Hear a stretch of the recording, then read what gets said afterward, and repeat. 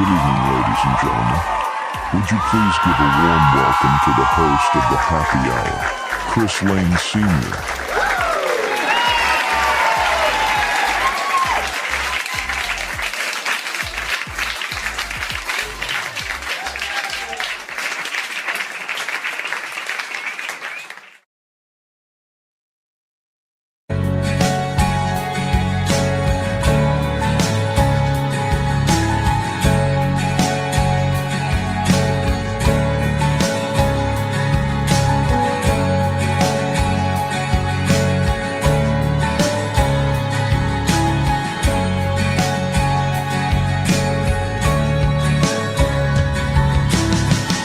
Some days the path is clear and wide.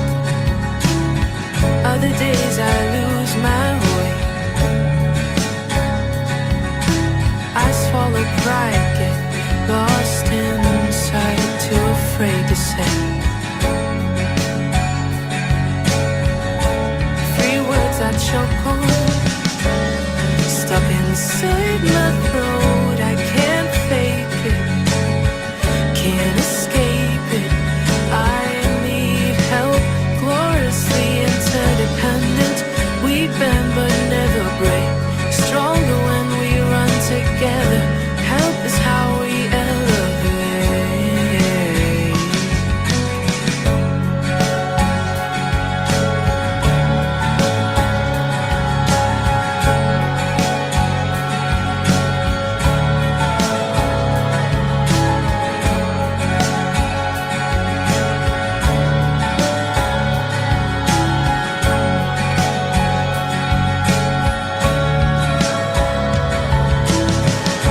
Life is an endless maze, many barriers in our way.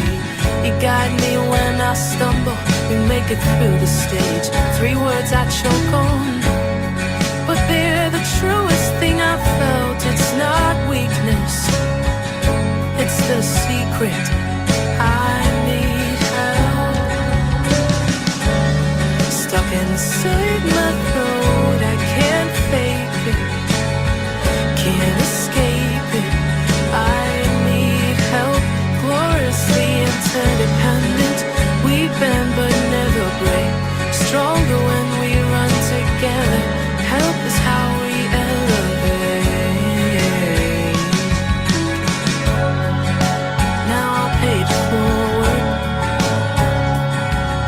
it's not surrender, it's how we thrive. You help me, I help you. Together we survive, together we elevate. I need help, I need you. We rise up, we break through. I need help, I need you. We rise up, we break through. Stuck inside my throat, I can't fake it, can't escape it. I need help, gloriously interdependent. We bend but never break, stronger when we run together. Help is how we elevate.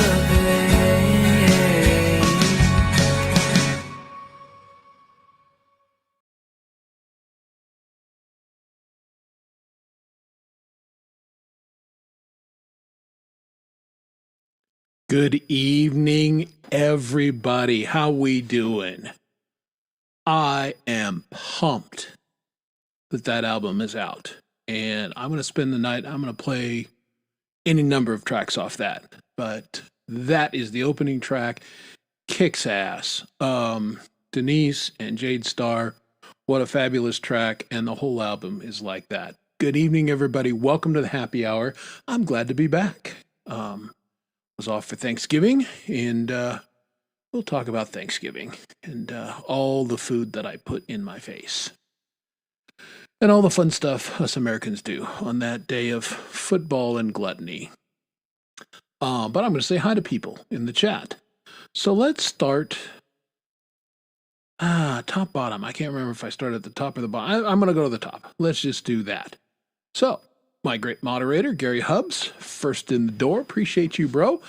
My other great moderator, Coldacre, second in the door. Appreciate that. Jade Starr, who was on the leaderboard, and the friggin' leaderboard thing, a source of consternation. And apparently, I think I've been running it the last couple weeks and I didn't realize it. But you got to turn it off every friggin' time, and I forgot the last couple times, I think. So, anyway, Jade was in the lead for a while, but I don't know if she is anymore, because it's gone. I killed it. And I was going to click on that, but I know Dom's not here because Dom is doing something else. So who else have I not said hi to? Well, let's say hi to the real Justine Kasprick. How are you doing? Good to see you.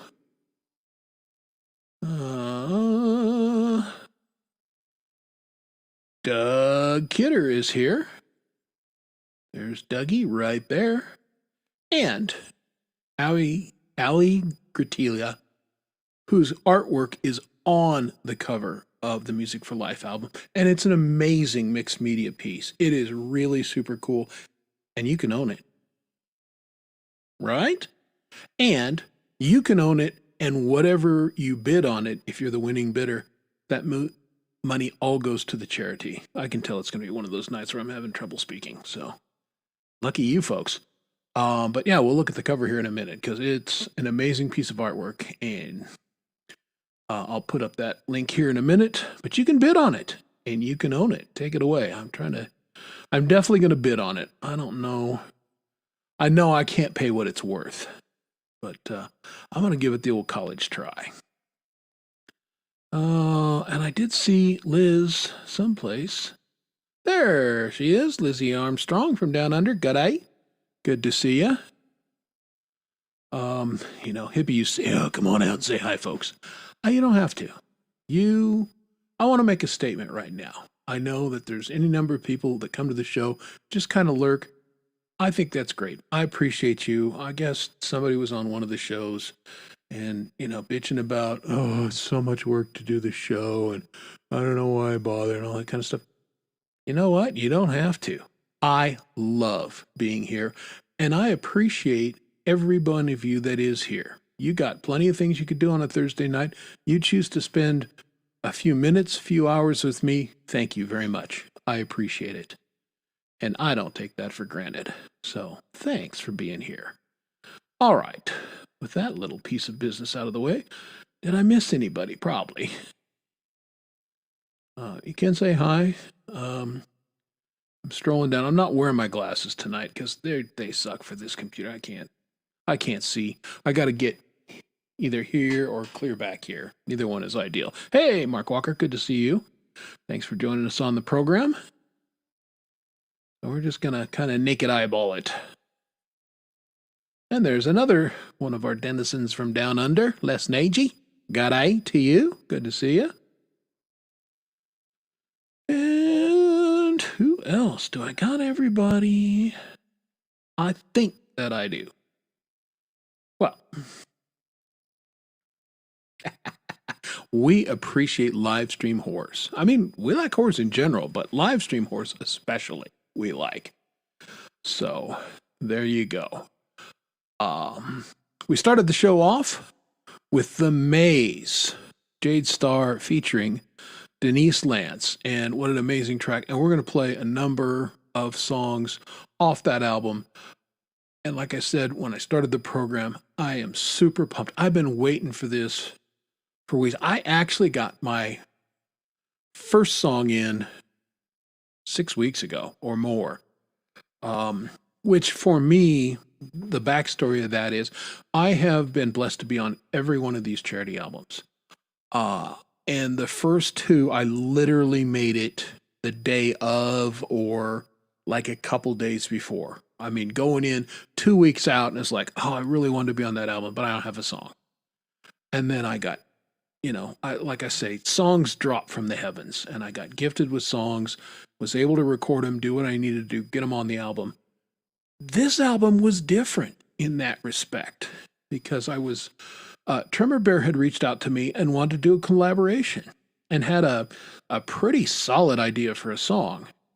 And I said, yeah. And of course, Tremor Bear being who he is, he said, what do you think? Is it okay? And I went, hell yeah, I like this. And it had a great hook, and I love a good hook. I'm like, oh yeah, we can work with this. So wrote some lyrics to supplement the lyric he had for the hook and put the song together, and we both listened to it. We made a couple little changes and tweaks as we went along, and we both thought, it was pretty good. And then he said, we could submit this to the charity album. And that was, like I said, 6 weeks out. And knowing my track record on this, I said, man, that'd be great, Tremor, because I don't know that I'll have anything. So this will put me on the album. That's fantastic. And it was supposed to be Tremor Bear featuring Chris Lane. Well, it did get changed eventually, but he forgot or he submitted it. So when the album first came out, it was Chris Lane featuring Tremor Bear. And so, fine. And then, I don't know, with 2 weeks to go, something like that, had another song that I'd written and I'd kind of been working on, and it really came together recording wise. And I went, yeah, this is it. Like it. My sister-in-law was over visiting, and she's, got a great ear for music and everything. And I wasn't sure about it. I played it for her and she goes, oh yeah, absolutely. That should go on the album. So I submitted it. So I had 2 songs on the album. I'm like, wow, living large. And then I had been working on another song, and I really wanted to get James Meyer involved. Worked with him before, and Laurie Spishwash, who I worked with before. And I like playing music with my friends. And we were kind of working on it and just basically challenged them, said, here's the song, go to town, do what you do. And didn't think a lot more of it and figured they'd get to it when they got to it. Well, they got to it. James got to it really quickly. He turned it around in like 3 days or 4 days, and it came back, and I'm like, damn, that totally works. And it was a real challenge for Laurie because she, doesn't write a whole lot of original stuff, and this was, completely original. So she had to develop the parts and everything. And God bless her, she stuck with it, and sent me a track and said, I don't know, you tell me. And I loved it. And I went, yeah, this is it. I loved it so much that I really had a ripping guitar solo in mind for the center section. And as I put it together, I went, no, screw that. It's going to be piano. That's the solo in that part. So I submitted that with like 5 days left before the deadline. So I ended up with 3 songs on this album. And of course, Jade teased me mercilessly during the release of it, which I was great with. I appreciated it because, I'm just a dude who was hoping like hell to be on the album, much less have 3 songs on it. So, and I gotta tell you, there's a whole lot of music on there that is just absolutely stunning. My contributions were, I think, decent. There's other songs on there, like that first one we just heard, that are just other level. So, fantastic.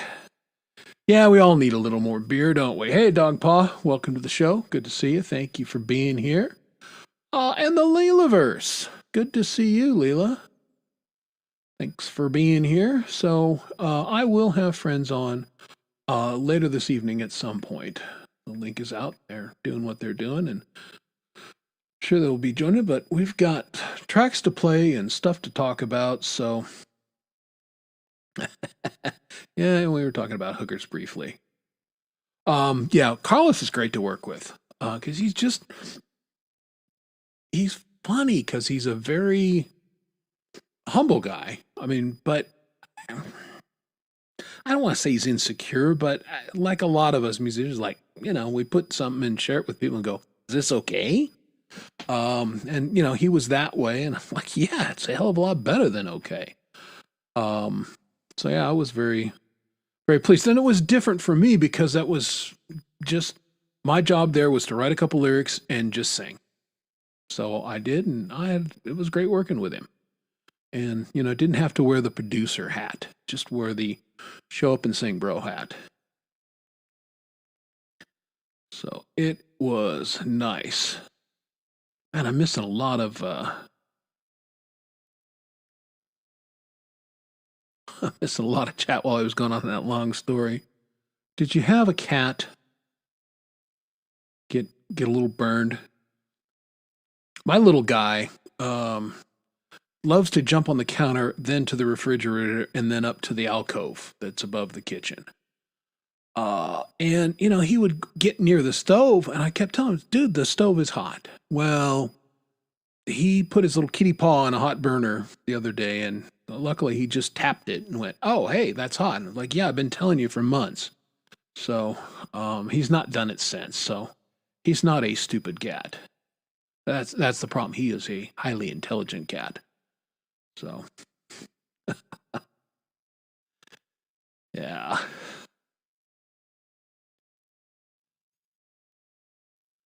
I've got less and less songs in the stack all the time. Hey, there's Sunshine Archer, who's also on the album with Hubcap Pole Vault. So yeah, it was the album was released on last Friday. In case you missed it, it was a great thing. And I will say tomorrow, if you haven't bought the album yet, I would scold you for not getting on it. But I'll tell you now, don't buy the album. Do not buy the album. Buy it tomorrow. Because tomorrow is Bandcamp Friday. And as you guys may or may not know, Bandcamp is pretty generous with the artists anyway. But on Bandcamp Friday, the artist gets almost 100% of every sale. So if you haven't purchased the album yet, and I didn't, I'll freely admit, I told everybody else to buy it. I didn't, because somewhere it went off in the back of my head. Oh, Bandcamp Friday is coming up. Do it on Bandcamp Friday. So I will be buying the album tomorrow. And I urge you, if you haven't now, maybe you've bought a copy, but you could buy another copy tomorrow and give it to a friend, and they have a mechanism for doing that's really easy. So tomorrow, folks, let's run those album sales through the roof, because 45 great tracks of music. You will be so happy. I've been listening to it. I listened to it all day today while I was here. And it's just track after track of really good stuff.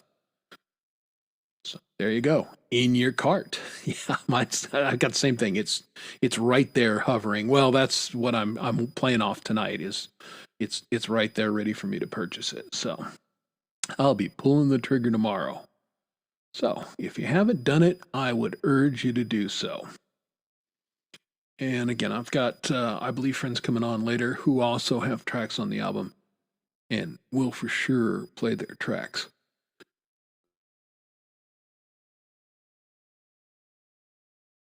Hey, actually got the cough button. Ooh, we're getting so professional here. It's something.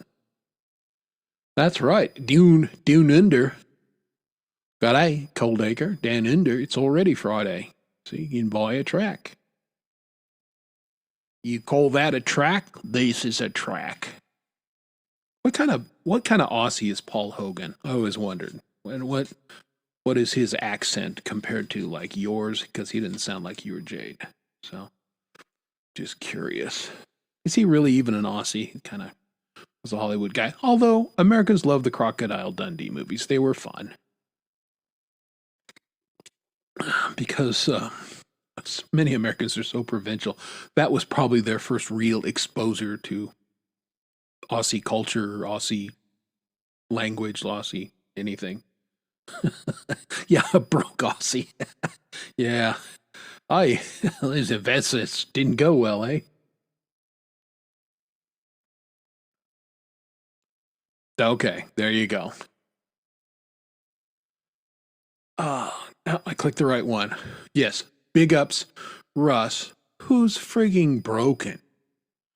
He was a little broken before, but tore a muscle on his leg to the point where walking is almost impossible. So the man has use of half the side of his body. He's got a torn muscle. Is almost bedridden, almost completely bedridden. Puts this album together. Jade put the album together. I have an idea. Took all the tracks and touched them all up so they were all leveled properly. Put the little secret sauce on it that he does for EQ. Ali did the great artwork for the cover. It was a real community team effort. And man, it shows. I couldn't be prouder of the community. I couldn't be prouder to be a part of it. And I couldn't be prouder of everybody that submitted, because you could just tell people really put their best foot forward. I thought the Canadian album was really amazing, and the musicianship and the quality of songwriting. And I gotta be honest, I think this one is tons better. Everybody was on that last one, has a song on this album. I think the song is better, and I think the production's better. It really is. It's just amazing to see how things have leveled up in the couple years that I've been around the community. So, yeah, there it is. Yeah, well, because man, artwork is so important. People don't pay enough attention to it. And that artwork just really had the right theme and the right heart for this album, Ali. So congratulations to you, and thank you for your efforts. Yeah, Dave's secret sauce is, I think we're talking about the same secret sauce, aren't we? I hope we are. Hey, everybody say hi to Poison Whales. How you doing, man? Good to see you. Oh.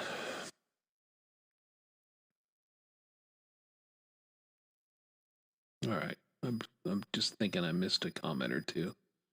Probably.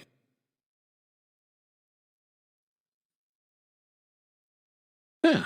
Well, there you go. Very cool, Liz. All right.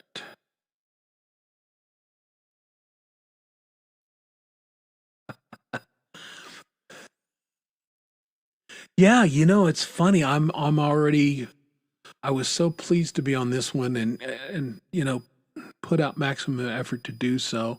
And I know that everybody's taking a little break.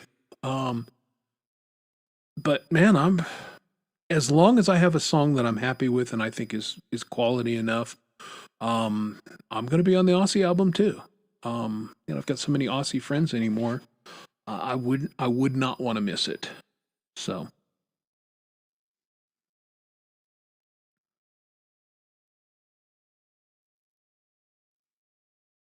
Yeah, I bet Russ needs a break. Yeah, we need to get him in a little healthier spot. But man, he killed himself on this, and God bless him. It's been a super challenging couple years for Russ.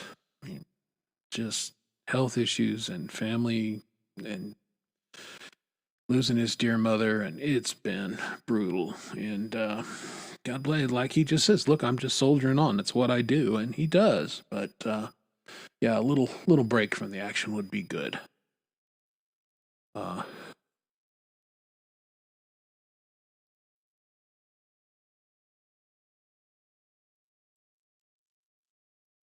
Yeah, G-May. Did you guys catch the jammies? If you didn't catch the jammies, go back. It's hilarious. It really was fantastic. And I watched it a couple times now. I really enjoyed it. Man, the editing was great. Was really, really a good program. So, yeah, everybody quit breaking Russ. I completely agree to that. Yeah, G-May is, and G-May's doing his kind of end of the year. He runs the Saturday night open mics all year long. I'm a usual participant. And then he does the jammies, and a ton of work goes into the jammies. And now this is his, I'm done, and I'm taking the kind of chilling the rest of the year and getting reloaded and getting ready for next year and all the fests. And our first fest is February 12th, Kurt Fest 2. And I have already submitted. I've cleared my calendar. I told the family, Avs going to the Stanley Cup, whatever, don't care. I'm playing Kurt Fest 2. And really, that's the next thing I'm really looking forward to. And I've got all these new songs that until the album came out, nobody had heard before. So the kiddies have heard them. I've been playing them at the animal shelter for the past couple weeks. And so when G-May goes live again after the first of the year, I'll be ready to rock with a bunch of new songs. So looking forward to that. Yeah, that Jammies was big fun. I really, this will be my third year participating in those, and I've had, every year it's been a little more fun. And this year, definitely had a hoot. I apologize. I've been hit with the tired stick, and I drank all the coffee that I could drink today, and I still probably could use more, but, yeah, I may yawn in the mic a couple times, which is not the best, not the most professional, but it is what it is. So here we are on the Thursday night. Let me get ready to cue up another track from the album. I have so many favorites, but as we're going through the first part of the album, this track really got my attention. And I think you guys are going to love it. This is a track called Farther from Lugubrious. You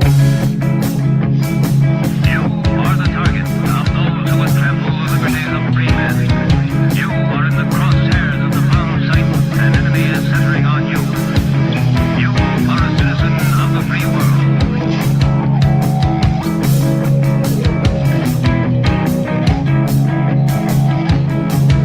Wherever you are, take cover. You are the target.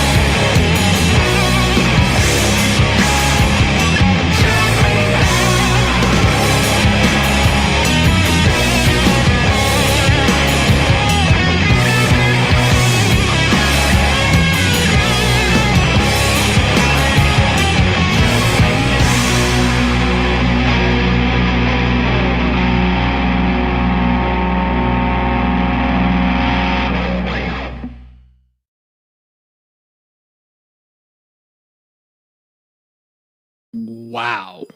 I mean, just wow. That track is so friggin' good. And this album is just loaded with great tracks like that. But first I heard that one, and I've been a fan of Lugubrious for a long time. But damn, that was just next level awesomeness. Very, very cool.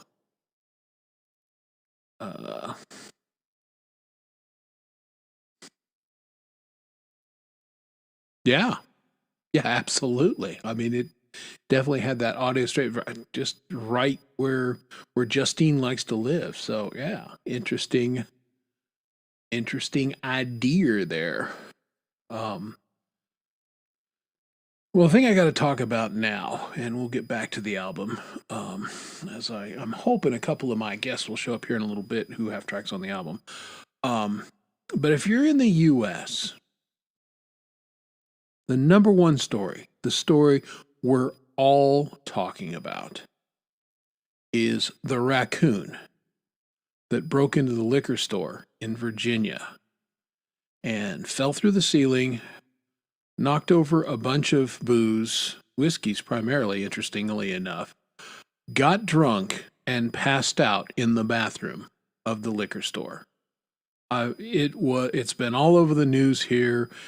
It's a hilarious story, and they had pictures, and literally the raccoon is in the bathroom right next to the toilet, face down, paws out, just passed out. And today they released surveillance footage of the drunken raccoon wandering through the liquor store before he passed out in the bathroom. And, hey, we've all been there, right? But the Humane Society, or the animal shelter in the town in Virginia where it's at, has printed up T-shirts, and it says "Trashed Panda," and it's got the panda on there, face down, and it's already raised like $10,000 for the shelter, which is amazing. And as you guys know, I volunteer at the Denver Animal Shelter a couple times a month, and with their Wild Tunes program, and I go in and play for the animals. And so, I have a heart for it, and so I think that's fantastic that they're using this to raise it's perfect fundraiser. It's hilarious. I gotta figure that the raccoon felt a little under the weather the next day. and no, this was in Virginia, so clear across from where Hubs is, so it was not his raccoon. Although, we haven't seen your raccoon since, so maybe your raccoon went on a bender too and just, got put in the Betty Ford Center or something, because we don't know. But, hey, Sal Caruso, welcome to the show. Good to have you, man. Yeah, it's pretty good stuff. Now, hey, Pete Johns, what's going on? How are you? Pete has a track on the album too. Exactly. I mean, it's just clever as hell. I'm hoping to get one of those T-shirts. But I found and I think this may be footage of the raccoon. So I'm gonna find this here and see if we can play this.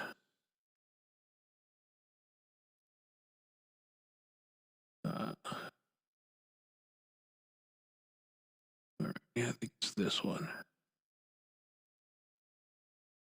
Nope. It's not that one. It's this one. Okay, we're not doing well.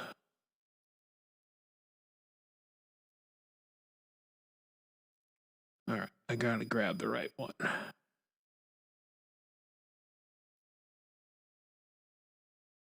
There we go. All right, here we go. Here, I think this is the raccoon's day in court. Officer Whitted reporting as ordered, Your Honor. Your Honor, I didn't know it was a liquor store. I followed the smell of peaches. I was thirsty, the door was open, and all those shiny bottles smelled like fruit. I thought it was a party. The video shows you consuming 4 bottles of rum, Mr. Raccoon. Officer,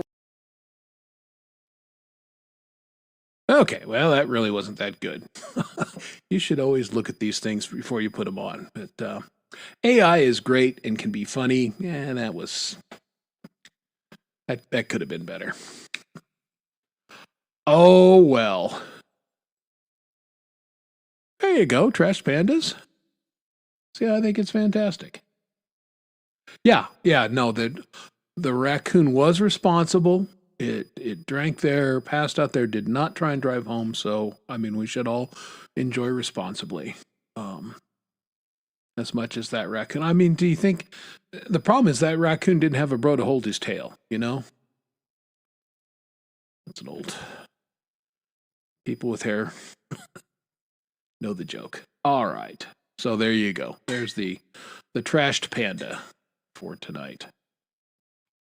How was everybody's Thanksgiving, those of you in the US? I had a wonderful Thanksgiving.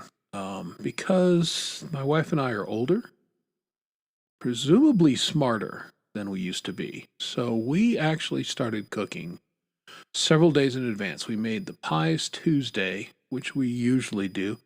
We also made the cranberry sherbet Tuesday. Now, I know most people are not crazy about cranberries. I mean, they're a tart fruit and everything. But we have a family recipe. It's from her side of the family. Her great-grandmother came up with it. And you cook the cranberries, you add sugar, and you make them kind of a gelatin. You partially freeze them, and then you whip in homemade whipped cream. And there's squeezed orange, squeezed lemon in there. It's amazing. So it makes a nice sherbet. It's tart, more tartish than sweet, but still sweet. It's a wonderful palate cleanser during Thanksgiving, and it gives you the cranberries, which is tradition and you got to have, but it's cranberries that don't taste like crap. So we made that Tuesday, and I pre-chopped everything. You know, you need a lot of onions, you need a lot of celery. So I chopped all of that on Tuesday. Then Wednesday, we started putting together some of the other stuff. So we did the broccoli casserole that we do, because we don't do the green bean casserole. Green bean casserole, I'm sorry, I think sucks. My wife doesn't like it. Kids never liked it. We make a broccoli casserole, cheesy casserole, which is amazing. And so we did that Wednesday. And so Thursday rolled around. We were ahead of the game. Turkey cooked off fine. You know, we did the stuffing first thing Thursday morning. And that's my wife and my son's job primarily. My job is to cook and cut all the giblets and all that kind of stuff and provide assistance with the spicing. Got that done. Mother came over, had a lovely dinner, and things were just fantastic. And it was low stress, but I was tired because, you know, we'd been cleaning the house and all that kind of stuff. But it was nice. It was what Thanksgiving was supposed to be. We were together as a family. We had a lovely meal. We were thankful for the stuff that we had, and it was good. Oh, yeah, our dressing, Doug, is out of sight. My wife makes a great dressing, and I finally learned, it took me years, but I finally learned how to make a really good turkey gravy, you know, as a part of the meal. So our dressing and gravy game is top notch. And yeah, the only thing about the dressing, and this is my bad, the giblets this year, there was some chewy parts. They were a little overcooked. And again, I wasn't careful enough sussing them out as I was chopping them up. There was a couple that felt a little tough and rubbery for me, and I should have discarded them, and I didn't. So that's my bad, my responsibility on that, and I dropped the ball. It was delicious, but I had a couple chewy bits in there. But it was it was really a lovely meal, and we were all thankful. And my mother, 85 years old, and she drives from across town, spends the morning with my brother and his family, shows up here at about 1 o'clock, and spends the night evening with us, and has lovely dinner, and then drives herself back home. And we've got a standing offer. We'll come get you. And she's like, no, someday. I'll just know I'm not supposed to be driving anymore, and then you'll come get me. Okay. But, well, yeah. Yeah, you should just,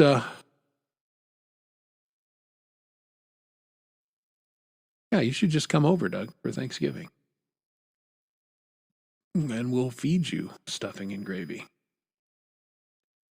Yeah, it was lovely. So I hope everybody had a nice thing like that. And the other thing was no drama. We don't do drama. We don't do drama on this show. We don't do drama in the family. Nobody was upset about somebody getting drunk or politics or whatever. Family drama some people have on Thanksgiving. We didn't have any of that. We just, we watched some football while we were cooking and just enjoyed one another's company. But yeah, I didn't get liquored up until after dinner because, you can't, dealing with, and I have a Japanese chef's knife that my son got me years ago.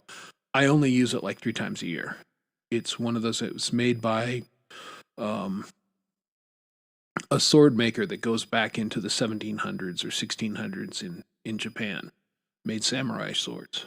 And they make these knives. It's so sharp. I don't let my wife look at it. That's our rule. I said, don't look at the knife, you'll cut yourself. And I only get it out for, carving the turkey, carving whatever we're having for Christmas and everything. And that knife is sharp enough. You don't get liquored up and run the knife. That's just a poor idea. What can I tell you? Poison, I just not a drama guy. Don't do it. So.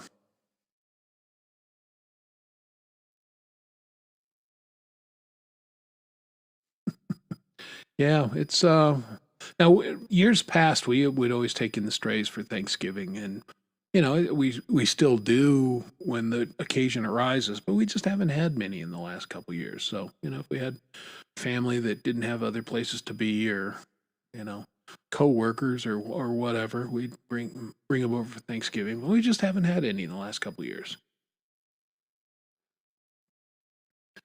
No blowing up the turkey, none of that. I have it. The last mishap that I had with the turkey, and this was a good 10 years ago. You should clean your oven before Thanksgiving. You should clean your oven a couple times a year. I tried to, but I didn't for whatever reason that year. And the turkey/oven actually caught fire briefly. And the best damn turkey. I mean, it was great. It didn't bother it at all. But I do use, how people would tent the turkey with the foil and all that kind of stuff. Years ago, I went to those Reynolds oven bags. And I got to tell you, they keep the turkey really moist. It's very consistent on the cooking time. So I'm a big fan of those. And then you puncture them, you drain the juice out and everything. Then you're ready to make gravy. So it works out really good. Yes, I am still in Colorado, Mark. I don't. Colorado is wonderful in many ways. It's like everything else. I liked it better before a lot of people moved here from other places, and I'll just leave it at that. Yeah, a lot of people from the West Coast decided, West Coast sucks. We'll move to Colorado and we'll take the suck with us, and they did. And so Colorado's not as wonderful as I think it once was. But that's an old timer native talking. In every state you go to, you get with the native like, everybody moved here and it sucks. Everybody says the same thing, but yeah, it wasn't a T-Day fire in the hole, but it was a brief fire. It was Control didn't have to break out a fire extinguisher or anything like that. Just, got a towel on it real quick, and we were good to go. Coors beer. That's a funny thing. I don't mind Coors beer. It's fine. I'm not much of a beer drinker, but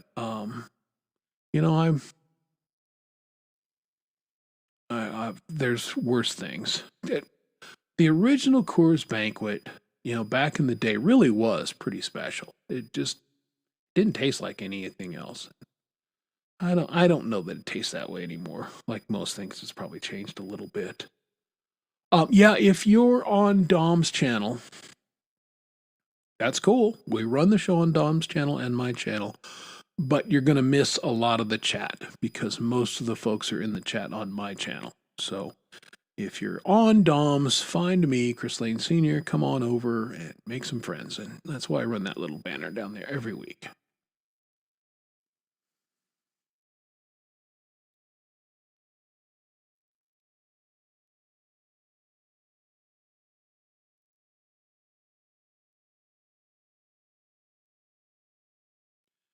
I do know.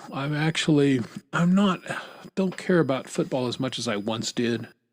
But again, I always love it when my local teams are good. I'm a hockey guy first and foremost. My Avalanche are the best team in the league. It's not even close. Although they lost tonight, they went into the Islanders and just they laid an egg. They just did not play very well, and so it's only their second regulation loss in the entire season so far. So, boo-hoo, right? Yeah, the Broncos are playing beyond expectations, I think. I thought they'd be better this year, but they're kind of entertaining to watch. Although last week, the overtime and everything, I watched the whole game, which I don't usually do, and I gotta say, it was a little...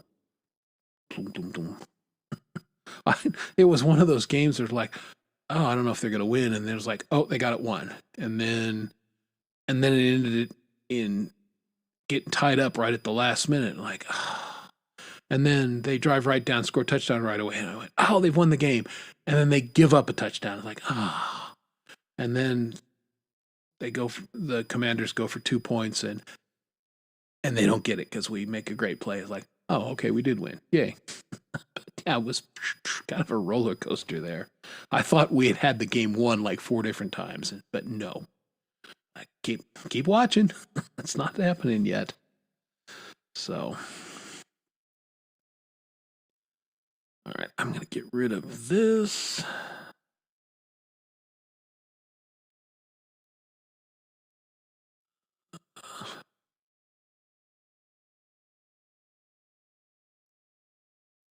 And I'm going to get another song from the album on. And it's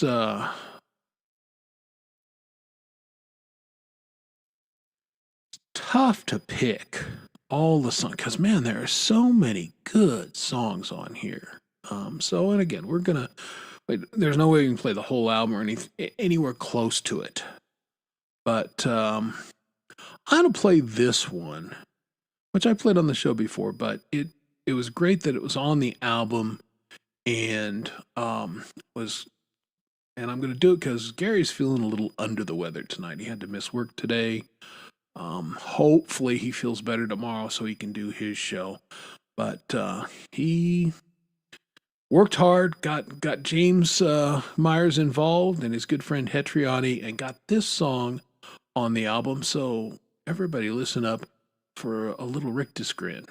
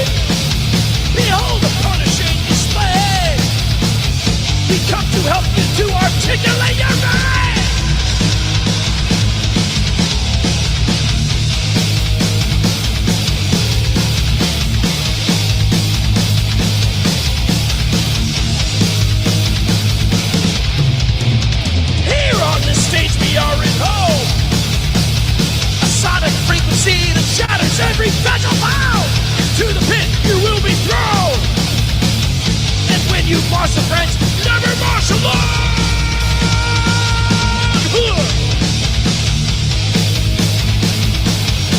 Never march alone!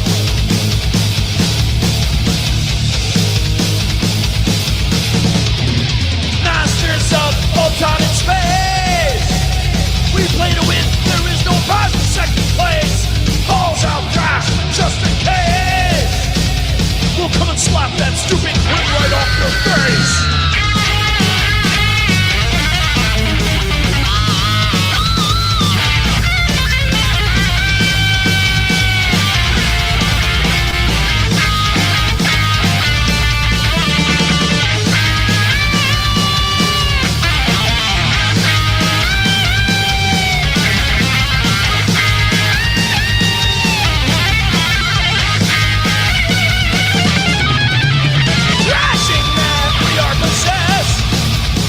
Devastating frequencies reverberate inside your chest.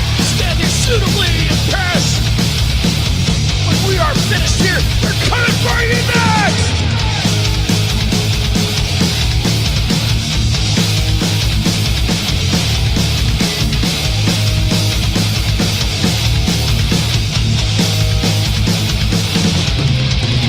Masters of both time and space, we bring in energy, not commonplace. Balls out fast, just in case. We'll come and slap that stupid grin right off your face.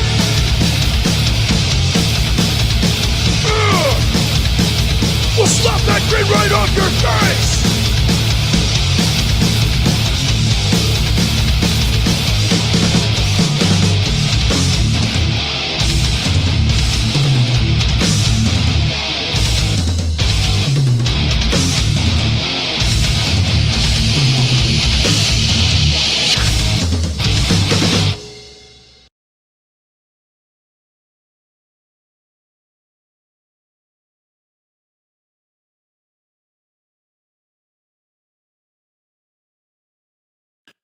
There, I had to headbang in private there because, man, that track had it going on. That is heavy AF. Love it. Love it, love it, love it. There's some of these songs that I've heard a number of times. I can tell I ain't never going to get tired of them. And that's one of those tracks. So, yeah, I was in the background there, flipping my hair and banging thy head. And that was good stuff.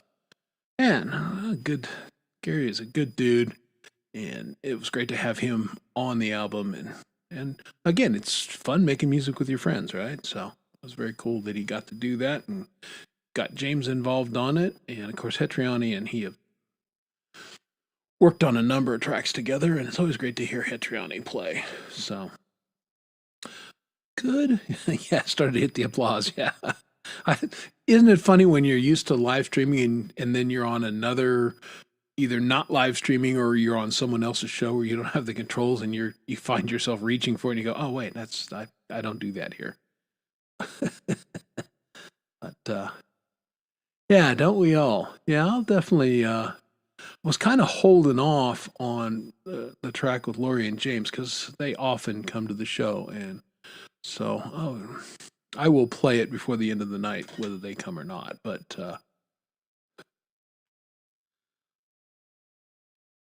let me get you that link, Mark.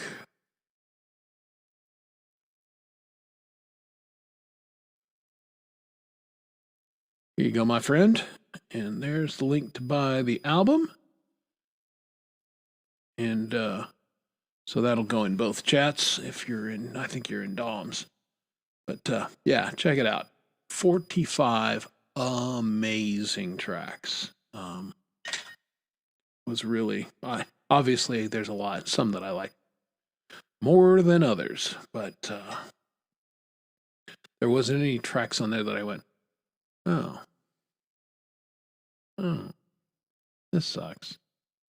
I didn't have any of that, which is nice. Nice indeed. So I am with Gmail not doing live. I'm trying to figure out what I'm going to do with myself Saturday, and Dom texted me and said, "Hey, we should ask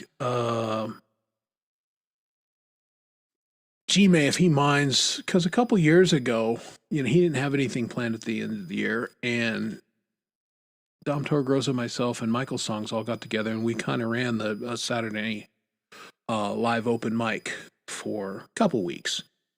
We did it in December. We did it through January too, because G-May was off. I can't remember if it was medical or he was off for a more extended period of time. And Dom said, well, maybe we should text him and just see if he's cool with that. And I think G got back to Dom today and said, yeah, if you guys want to do that, cool. So we may, I got to get with Dom, but I think we may do that. Probably not this week, because I think G has more video jukebox planned for this week. But perhaps the 2 Saturdays before Christmas, we might do it. So I will let everybody know. And of course, we have the usual Saturday entertainment going on. I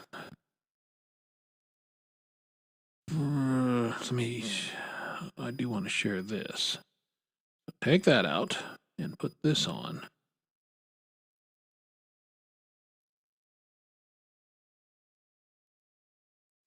All right, I'm going to put this up for everybody to see. And I'll put the link in, but this is exciting. This is Jade Starr's new show, Unearthed, which premieres tomorrow, episode 1. So, hey, look, it says 1 waiting. And in fact, it's me. So I'm waiting for the show that's going on in 18 hours. But I won't, Jade has talked about the show. I'm not going to steal her thunder, but be there. Yeah, tomorrow. I'm going to stick the link in right here. Look at me. I'm actually slinging my own links. That never happens, right? But there's the link for Jade's show tomorrow. So be sure and be there for the premiere of Unearthed. And I think it's going to be very cool. Jade has cool shows, has done the Walk With Me shows, which I really enjoy. And so this is going to be basically the brief premise is songs that either you haven't heard in a long time or maybe just didn't get the kind of play they should have, but it's going to be good. And Jade has exquisite taste in music, so I'm looking forward to it. So that's tomorrow. Just one of the many entertaining options that you have on a Friday night. And yeah, I'm with you. Unearthed should be fantastic. We got Gary Hubbs tomorrow, assuming he feels well. And he is a parking lot warrior. So even if he doesn't feel great, I strongly suspect he will suck it up buttercup and do the show tomorrow. Got Leela after that. Start with Valerie. We've got Smith. And this week is probably both Smith and Valerie on later. We've got Pole Vault and Sunshine, and the aforementioned Jade Starr with her new show, Unearthed. And looking forward to it. It's going to be good.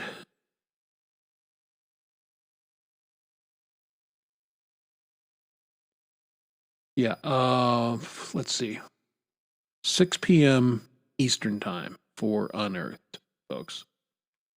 I think I'm telling everybody right. I think. Let's see, 4 p.m. my time. So yeah, that's 6 p.m. Eastern. So there you go. Boys and girls, Unearthed. And that's just one of the things that's going on tomorrow. And I will probably be working on, I missed Lori's show last week, and I watched the replay, and they were having a good time. And I missed Hub's show.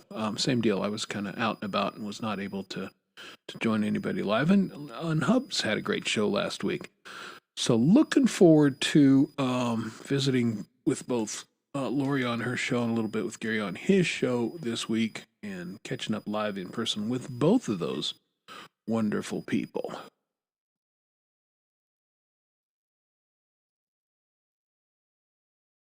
See, this is why I need James Myers for him to do his usual. But I don't have him, so. Insert your own joke. Also, insert the joke about the, yeah.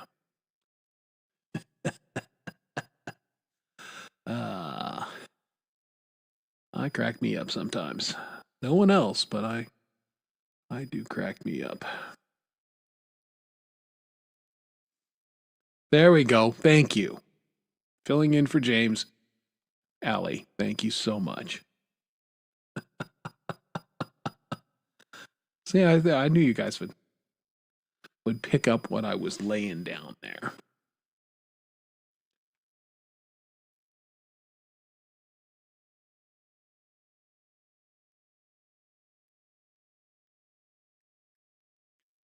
All right, a little bit of dead air tonight because I'm used to having my friends on and everything, and I'm trying to run 6 things at once and kind of doing a half-assed, because I just low energy today.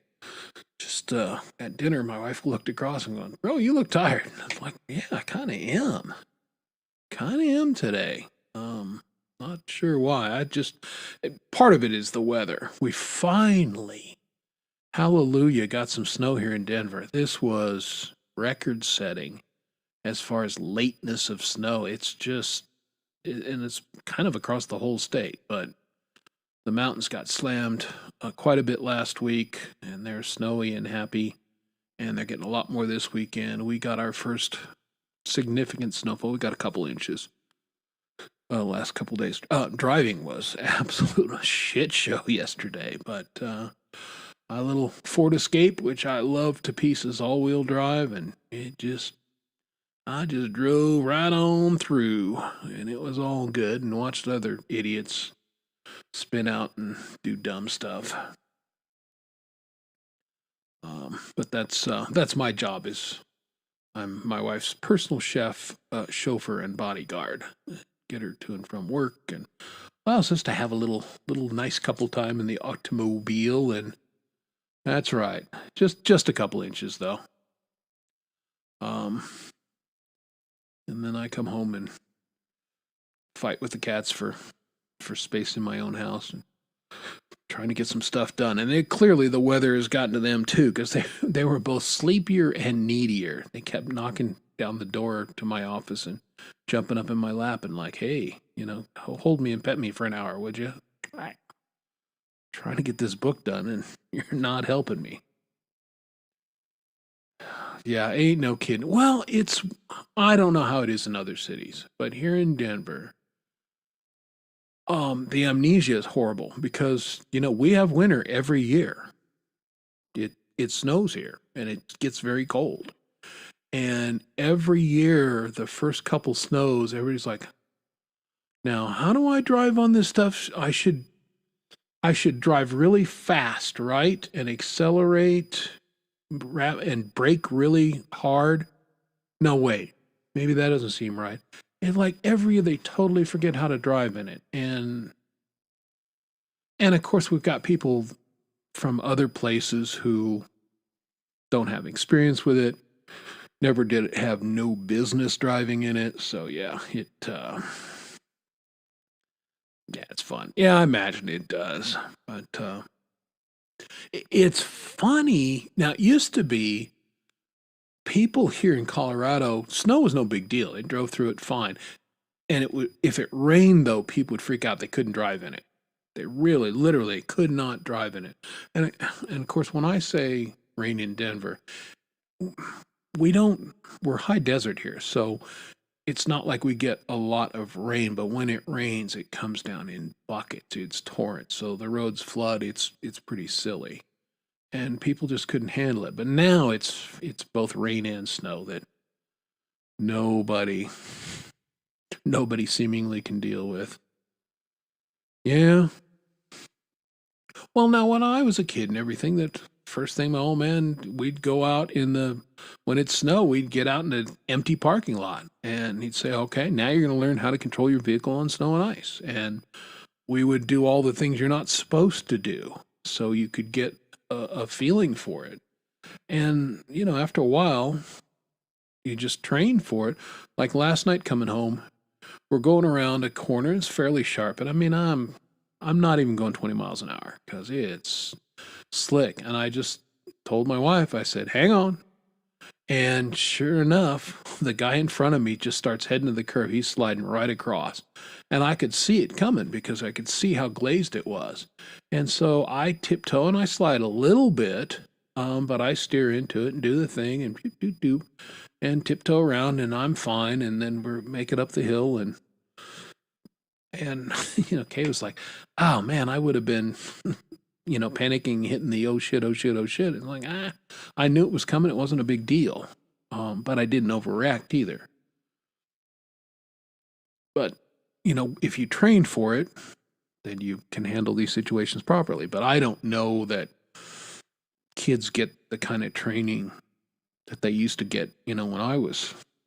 And again, I learned to drive in this state. I've never held a driver's license in any other state.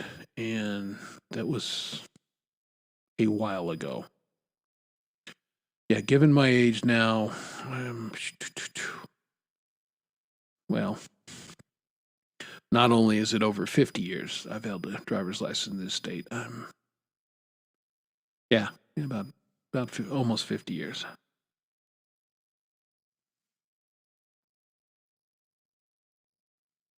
Yeah, I think there's some truth to that. Yeah, exactly. Woo, let's go. I mean, that was fun, right? Get that wheel and just crank on the back. Of course, when I learned to drive, it's everybody. 4-wheel drives were a bit of the exception. I had my first car was a 1977 Malibu, and it had a 450 in it and rear-wheel drive. And so on paper, not the best snow and ice car, but it was relatively balanced and it did okay. And but yeah, if you crank the wheel and hit it hard, boy, those rear wheels would go.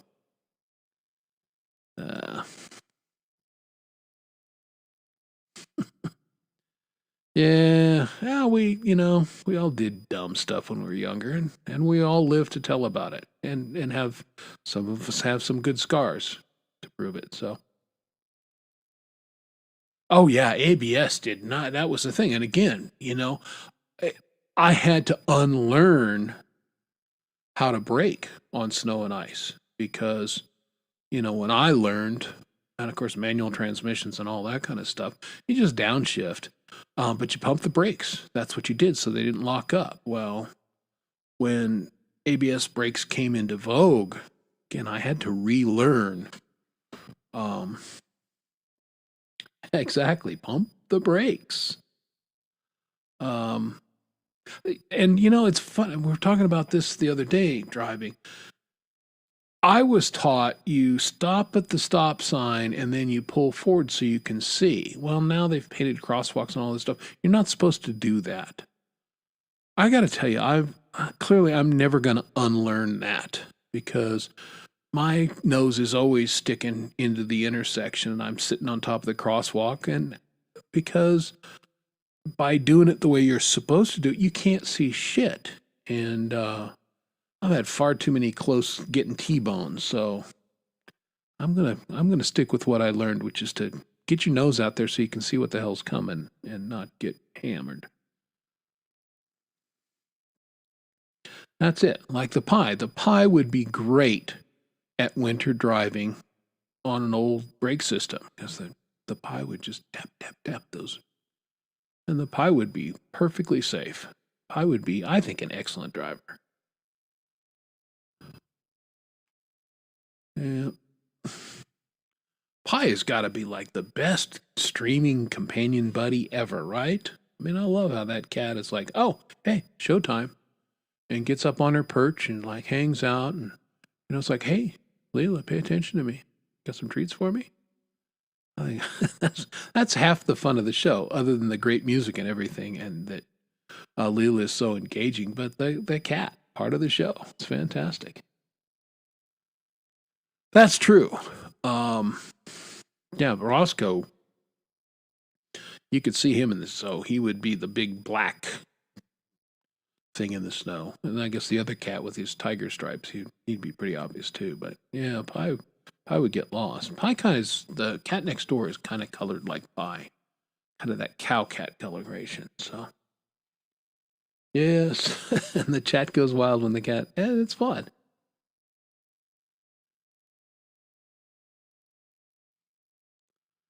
Yeah, if I didn't think the boys would leap from the cat stand onto my desk and all that other kind of stuff, I could do that down here because they do like to come in. Folks like after GMA's over and the after stage party or whatever have seen the cats because I'll let them in and they'll come in. But the door is shut during this show because I can't have the boys because the little one likes to get behind the green screen and F around on the shelves back there and knock stuff down. Picked up my stash of guitar strings, I don't know how many times this week, which I need to, gonna have to work on my Ibanez, this one. I really like, this is my Ibanez ARX 300. And interesting guitar. Found out from a Japanese collector. Because nobody knew what it was. And he sent me a catalog. And I guess this was a 1-year model only, 81. And I really like this guitar. But I'm playing it the other day. And it's friggin' won't play in tune all of a sudden. And so I went through and did, the usual tech things. And I'm going to change the strings. But I really think I may have to work on the nut a little bit. And which I can do. But this one has always played in great tune, and all of a sudden it's not. So I think the strings are toast. I think I'm going to start with that. And I am going to check the neck too, because I've never adjusted the truss rod in this one. And so I think maybe it needs a little tweak. But I was playing it because I got a new toy.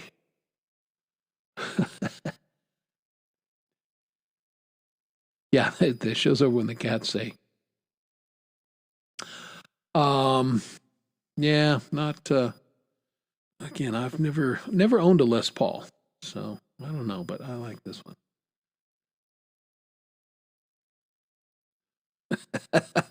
Yeah, no, it's, I was stone cold sober and I'm like, this is not playing in tune like it should.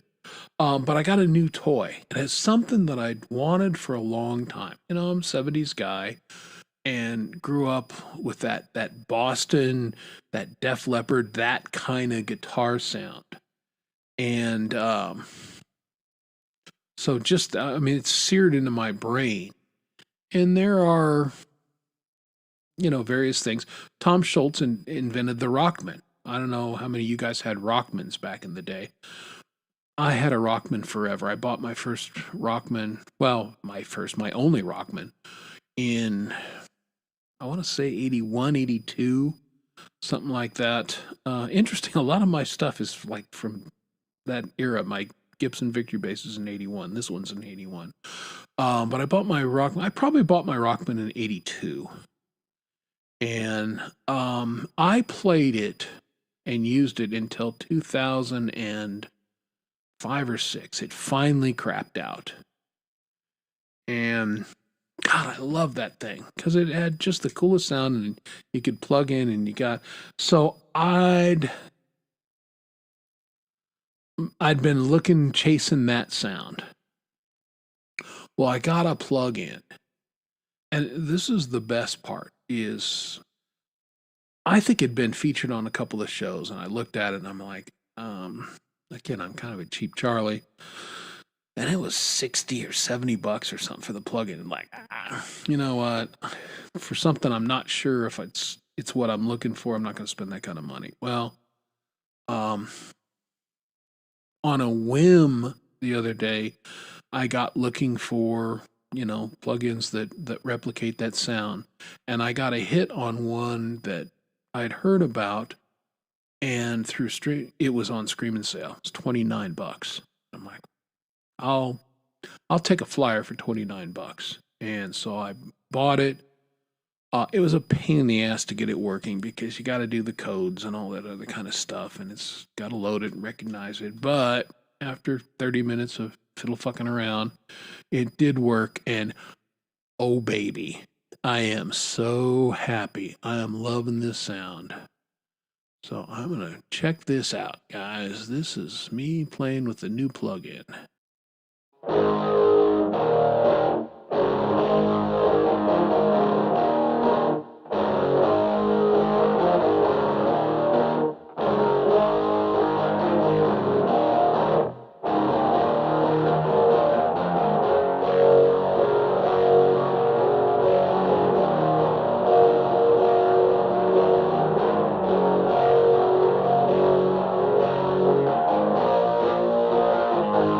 You might recognize this song.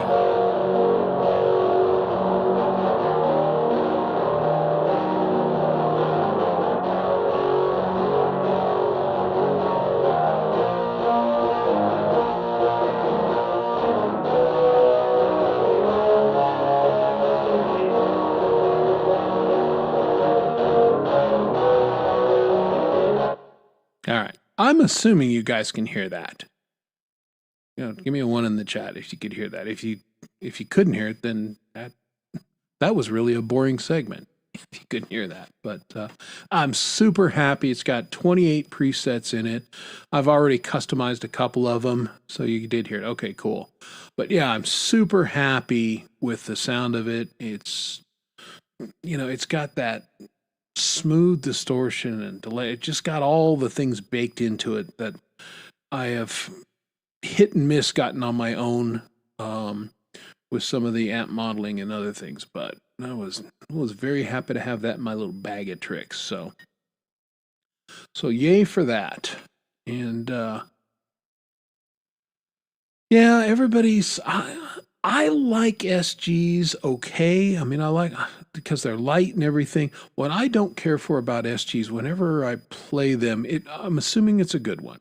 Okay. And like I told this story one time, I was up at Music Villa up in Bozeman, great guitar store, and they had 2 SGs basically identical right next door to one another. And I played them both. One was great, the other one was a total piece of shit. Garbage. And the serial numbers were within, I don't know, 20 of one another. So, who knows? But the one that was good, even though it was good, I liked the action on it. I liked everything about it, but kind of, heavy, burly. And, the necks on those are pretty bendy. And, I just by kind of holding it, I was pushing it a teeny bit out of tune.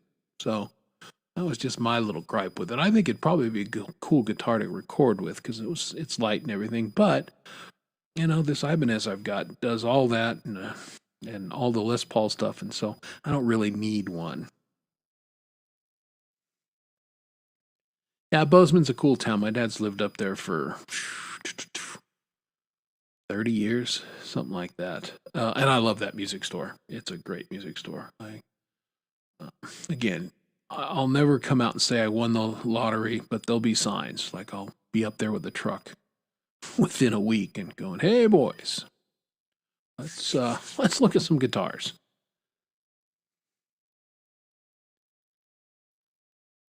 Yeah, Iommi's, he had a great sound. And again, they're just, you look at Iommi and Angus Young and,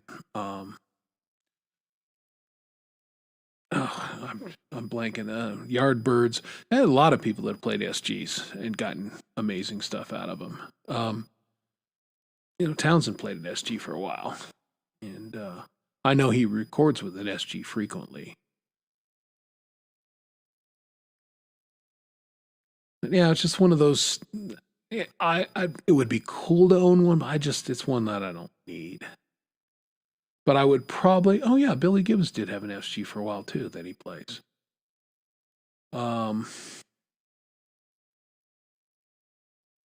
But I would probably own an SG before I owned a Les Paul. Because, just out of all the Les Pauls I've played, I've played a lot more ones that I didn't care for versus ones that I did.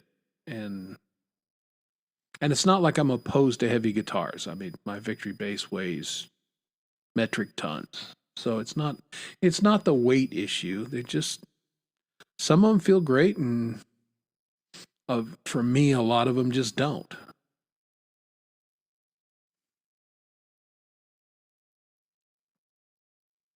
Yeah, I've played two electric 12 strings that I really thought were cool. One was I won't say the name right. Dan Electro. There we go. Now I'm saying it right. Dan Electro. And it had the lipstick pickups on it, and it was an electric 12 string. And it was bitchin'. I liked it. Felt good, sounded good. But the best one, again, was up at Music Villa, and it was this last year. It was a Vox Phantom 12 string with a Bigsby. Holy shit, this guitar sounded amazing. And my rule is I always play electrics for 10 minutes or 15 minutes before I ever plug them in, because I believe if it doesn't sound right just sitting there playing, it's never going to sound right plugged in. And that rule has served me pretty well. So we're sitting there, and the wife is listening, and she goes, I'm not a guitar person, but I'm not wrong, right? That thing sounds really good. I'm like, no, you're not wrong at all, honey. This thing sounds amazing. And then, of course, the salesman couldn't wait to, help me out, because it was a 17. What were they asking for this guitar? 12,000 or something. I mean, it was a lot of money. That doesn't sound right. But it was a lot of money. And so he got me a cord and everything. I plugged it in, and holy guacamole, it sounded even better plugged in than it did. It was just amazing. And the thing stayed in tune like you can't believe. 12 strings can be a little finicky anyway. But I got on the whammy there, the Bigsby, and I wanged it around pretty good, and that thing stayed in tune. I'm like, oh, if I had money, I would buy this damn guitar, because it was very, very cool. Yeah, that's what I was thinking. Clapton and the Yardbirds. Correct. Thank you, Mark. Ooh, tell us about your 12. Oh, you're going to have to come on the show then with your 12 string when you get it, Doug. Yeah, exactly. Yeah, I mean, it was pricey. And it was just sitting there kind of out in the open. I may be misquoting the price, but it was, was a lot higher than my usually $300, $400, maybe it was $1,700. Maybe that's what it was. But anyway, it was a bitchin' guitar. Yeah, exactly. Why would you put a whammy on a 12 string? But it was a Vox, and Vox did all kinds of funky stuff like that, or still do. And I got to tell you, it was a cool as hell guitar. I was digging it. So can't wait to go up. Hopefully, I'll be back to my dad's this summer. And I may. My dad is slowing down. He's 87 and having some back issues, sciatica nerve and some other things. So my brother is going up next weekend with his oldest son for a visit. I'll probably fly up in January, February, and just, check on him, see how he's doing, help him with shit around the house and that kind of stuff. So, and while I'm up there, I will hit the music store. Hey, there's Hugh. Good morning, Hugh, or good night. Let's see, what is it? I could find my...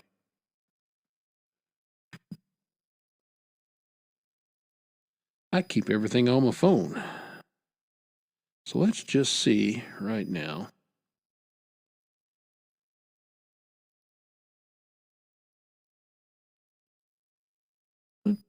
Edinburgh.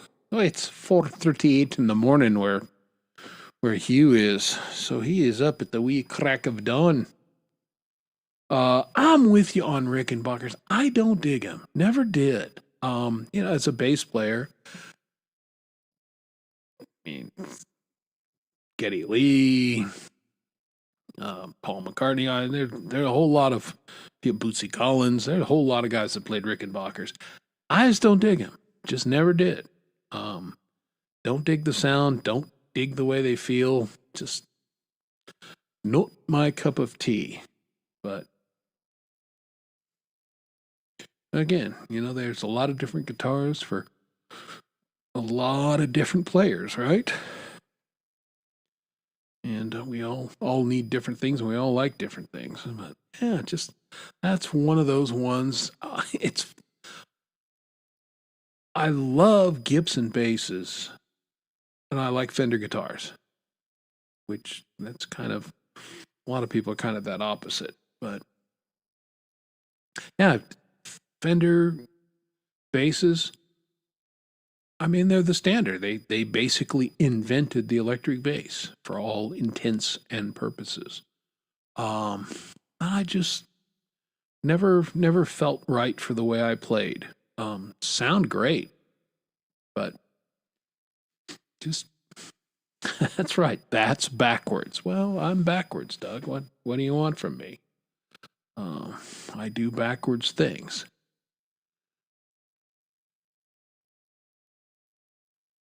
Yeah, and they do make this now, I felt like the jazz bass neck with the P pickup setup, that would be pretty close to what I would like.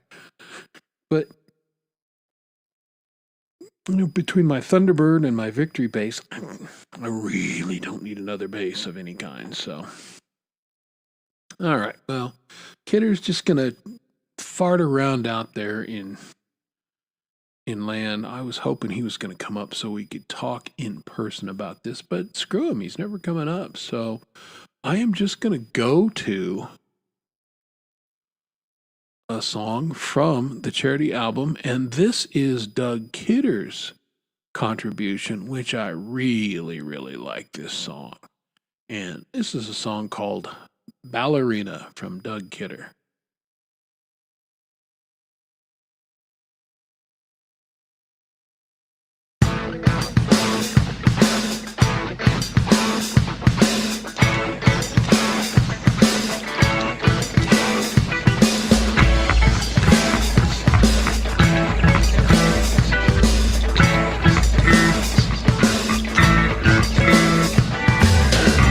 Ballerina, did you think you know?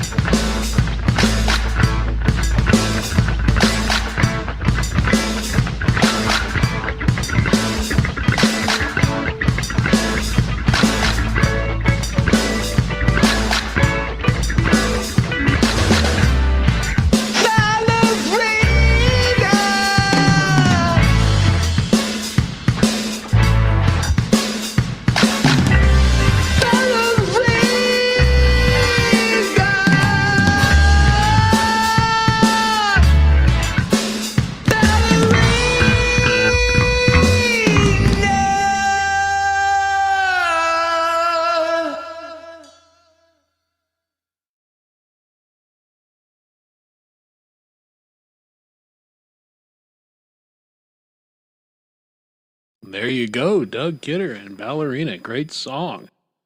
Digging it.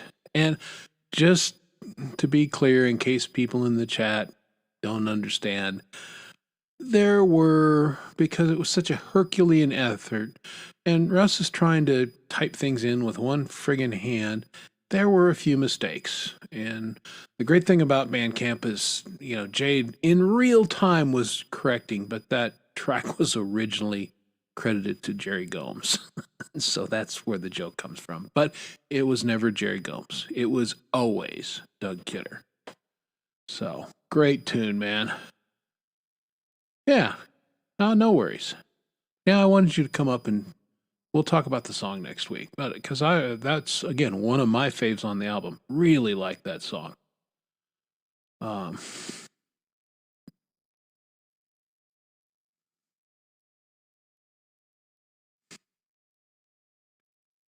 Yeah, big time. Yeah, you can definitely see that.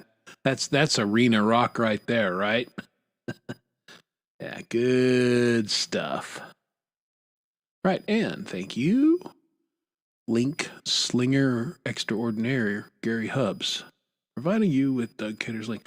Doug, because he's an overachiever, already has a video out for that song. Leela, I think, worked with him or did most of it, but it's already out there, and God bless him.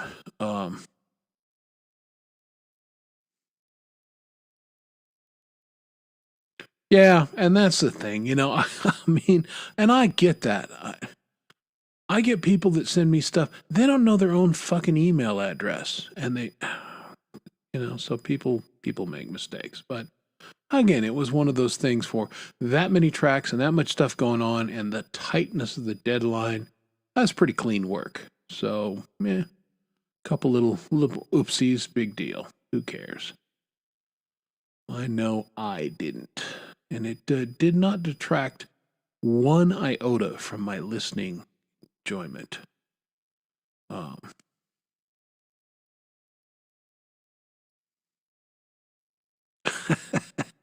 I blame, and Tremor says he's had, he has brain damage, so we got to give him a pass too. But we had a very carefully constructed, and then it didn't go that way, so for whatever reason.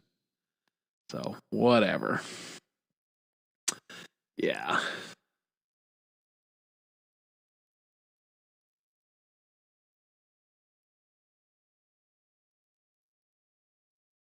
I'm just going to put this up here for your edification, folks, because there's another album coming up. And if you submit, what a mess, people, for fuck's sakes, label your fucking stuff.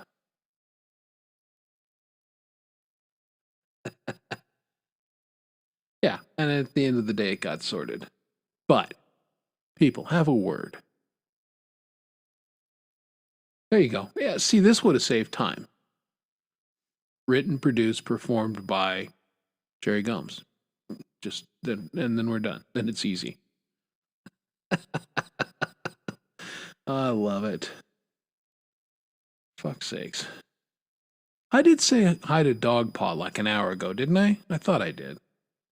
Because he was in the chat and the FFS reminded me of Dogpaw. So if I didn't say hi, for some reason, Dogpaw, sorry, bro. Hi. I know you're out there. And thanks for being here. It's only rock and roll, folks, but I like it. And I love this album. Just quality music. I hope you guys who've bought the album are getting as much listening pleasure out of it as I am. And if you haven't bought it, let's review. Do not buy it tonight unless you're in Australia.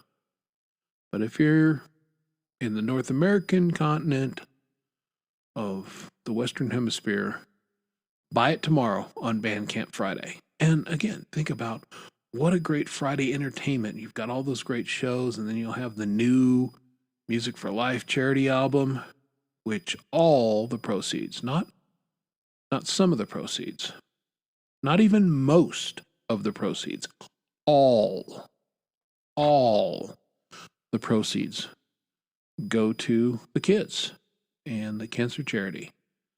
So there you go. Hey, what are you doing? Lori, get your ass onto the show. Smoke a smoke, fix your hair, do what you got to do. But I need you on the show because we've got music to talk about. So, yeah, I do want to talk about Jade's interview today.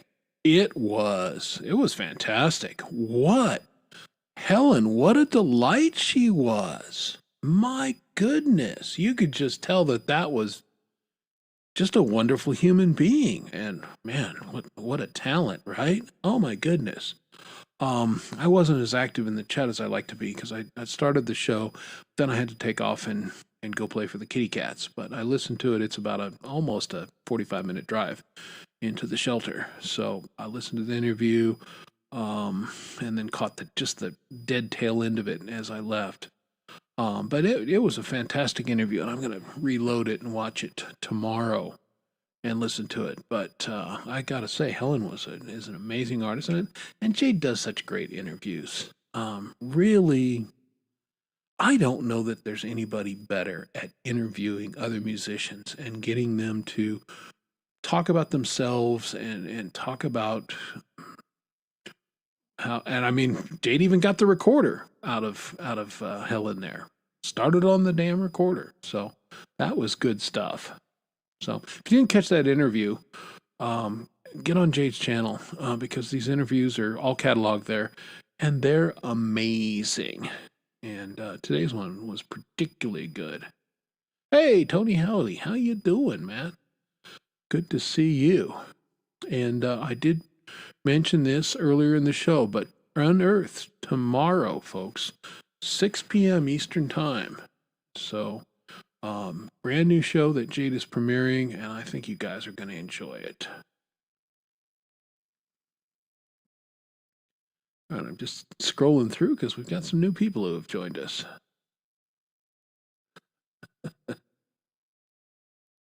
Yeah. Yeah. Yeah, I don't know if you're well, Jade may not be able to come on because Jade has workmen in the house tearing up the floors and replacing all that stuff. So Jade may not be able to stream at the moment. But you're welcome to come up if you can. But I don't know if that's logic-wise possible for you. But yeah, it'd be cool if you came on and told us about Unearthed. But there's the link and everything, which we did post earlier. I actually posted a link, folks. Believe it or not. I've posted not one, not two. I've posted 3 links tonight. Me. I know. I mean, dogs and cats living together, hell freezing over. It's crazy.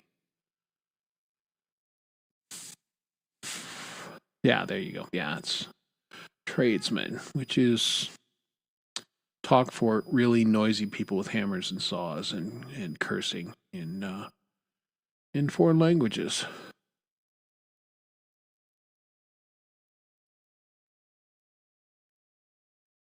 I'm behind. There we go.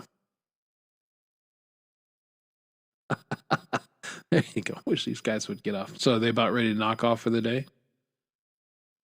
That would be delightful.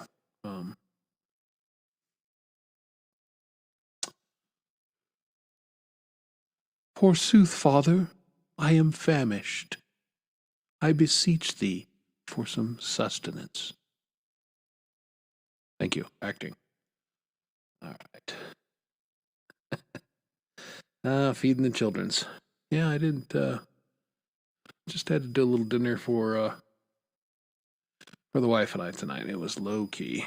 I was able. The Avs played East Coast time, so I was able to watch them suck in person. But again, I love you people. Avalanche are on Thursday night. I'm here doing the show. It's how I roll, bros. So. Yeah, hopefully you have a good. Do you have one of those electronic fly swatters? They're not very efficient, but it's damn fun. They're tough to get flies with because flies are pretty tricky. You really need the old-fashioned swatter with flies to get enough velocity to knock them down. But we get a lot of yellow jackets here, and they're great for yellow jackets because they're slower and everything, and then they hit the electronic fly swatter there and sizzle, and then you can really light those bastards up and then get rid of them. And I think that's fun. That's all kinds of summer entertainment. I did try one of those, again, American gun culture, right? We have something here called the Bug Assault. And it's, a little shotgun looking thing, but you load it with table salt, and then you pump it up and you shoot it and kill flies and flying insects with it. It's a lot of hoot, but then you have salt all over your house. So yeah, there you go. That's exactly what I was talking about. You need that Bug Assault gun. But they're fun. I gotta say, it's fun to shoot their ass with those things, but you're gonna have to sweep up the salt.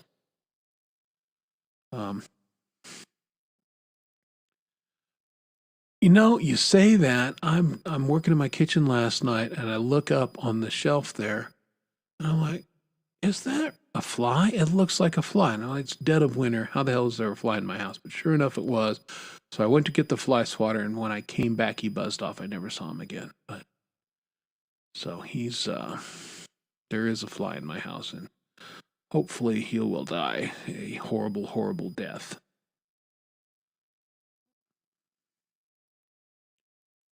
Yeah, those things are fun. Bug Assault. Yep. Although they have gotten stupid expensive, because I looked at one the other day. I was doing something and I just walked past in the store, like $60. Like, I could buy a real gun for, it's getting pretty pricey for a salt throwing gun, but yeah, it's a good thing to keep your coordination up. I get that. Keep that smacking hand strong. Yeah, they are fun. Again, bugs are. I live fairly close to a reservoir, and the mosquitoes this year were bad. There's some years that they're not bad, but my neighbor got one of those electronic ones that is outside, and that thing was zapping all the time this summer. Getting between the wasps and the mosquitoes and the other things. Yeah, cannot recommend. The ricochets off of 22 are. Yeah, that seems ill-advised. Just gonna say.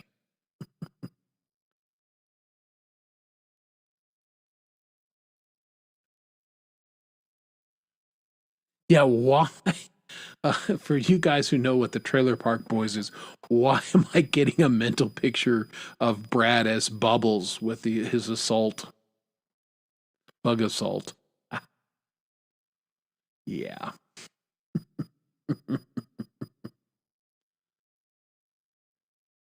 That's true. Can you have? Brad has one, so I guess bug assaults are legal in Canada for now. Who knows? Next thing that just take away all the fun. All right. Well, I'm going to keep rolling through these tracks, and I'm playing more music than I usually do, but like I said, dadgummit, this album is so good, and I'm so excited that I'm going to, in fact, I will go ahead and play the Tremor Bear and my collaboration, because Lori's like, you never play your songs on the show. Well, I'm gonna right now. So there, in your face, Lori. This is the one that I did with Tremor Bear. I gotta find it.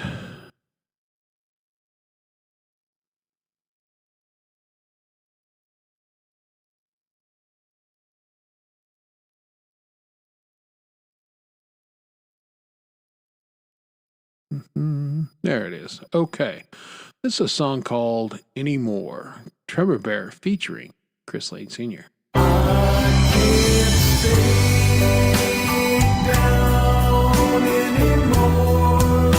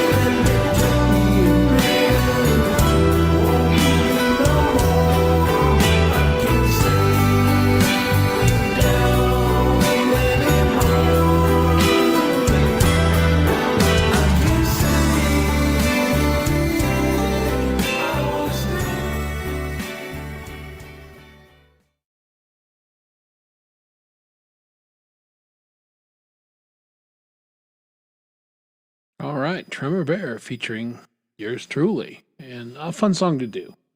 Because I was going to play bass on it and everything, and I really liked his bass line so much. It's like, screw it, just going to do the vocals, and it was fun to just kind of sit back and sing.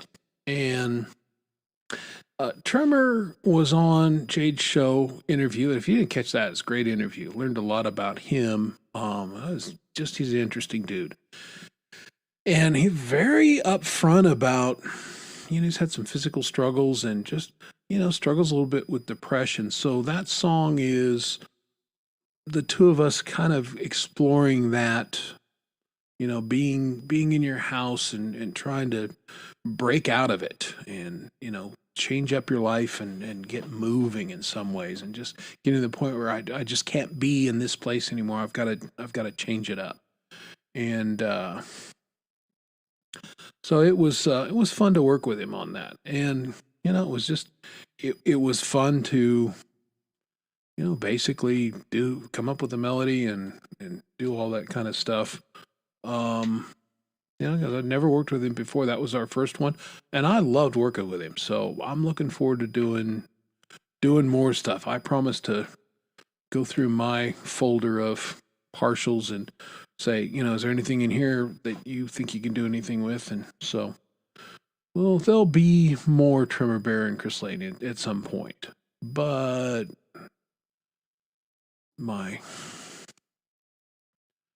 I'm not real speedy sometimes. That was the thing. Carlos a couple times emailed me. He's like, do you not like the song? And I'm like, oh, I love the song, Carlos. I'm slow. But because I had to get the song in my head, because he had written the music. So I had to get it in my head and the phrasing and how to perform it. And then once I got locked in, then I think I knocked out the vocals in a day and sent it to him and said, here's what I think it is. Do you like the lyrics? And he's like, yeah, let's go. So that was kind of the thought process behind that one. But it was good stuff. Hey, the original E Urban, what's going on? How you doing? Yeah, it was a while ago, but that's what's great about those interviews is you can kind of get to know people a little bit, and and things change. Jade had me on a couple of years ago now, and I love the experience. It was fantastic. But I think back in, I don't know, I had 6 or 7 originals at that time. And I kind of look back on it now and like, I've done a lot of things since. And like, wow, time flies, right? I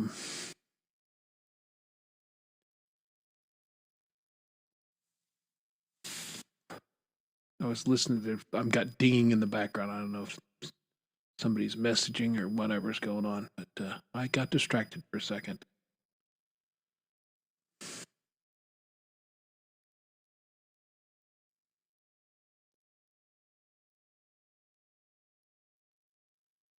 All right, so what are we going to do with ourselves the rest of the year? There's a question, right? Christmas is coming up, and I hope the holidays are good for you, that they're refreshing, but I fully realize that holidays for a lot of people are a really sucky time of year. They've lost people that they cared about, or bad experiences, or a lot of people just literally get seasonal depression at that time of year, and so it's not a great time of year for some people. So I'll say hi to Gordon Lee Reaver real quick. Hi, Gordon. So if you're in that boat and everything, I hope that you'll just continue to hang out in this community, and because you got friends here who can understand and relate to what you're dealing with, and hopefully you can find this is a happy family, a family that uplifts you and enriches you. And I can say unequivocally for myself, that has been the case. It has been fantastic to be a part of this. And hey, let's get. She had to get on before so she could get off. Hi. Hello, Lori. How are you? I'm good. How are you? It seems like it's been forever since we've seen one I another. know. Where you been? I I didn't even shut down YouTube yet. Am I echoing? no, Okay.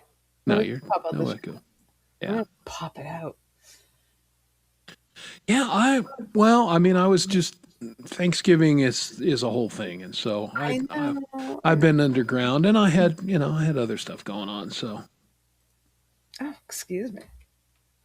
I have nothing else going on ever. yeah, I know. Ever. I'm kidding. Well, you're a friggin' workaholic. I've realized that I cannot work at the pace that I worked at a couple years ago because I just can't. So I have to. You know, There. I don't. Can you hear me? Okay. Yeah, you're good. I am a workaholic. I'd like to get things done, but it's everything.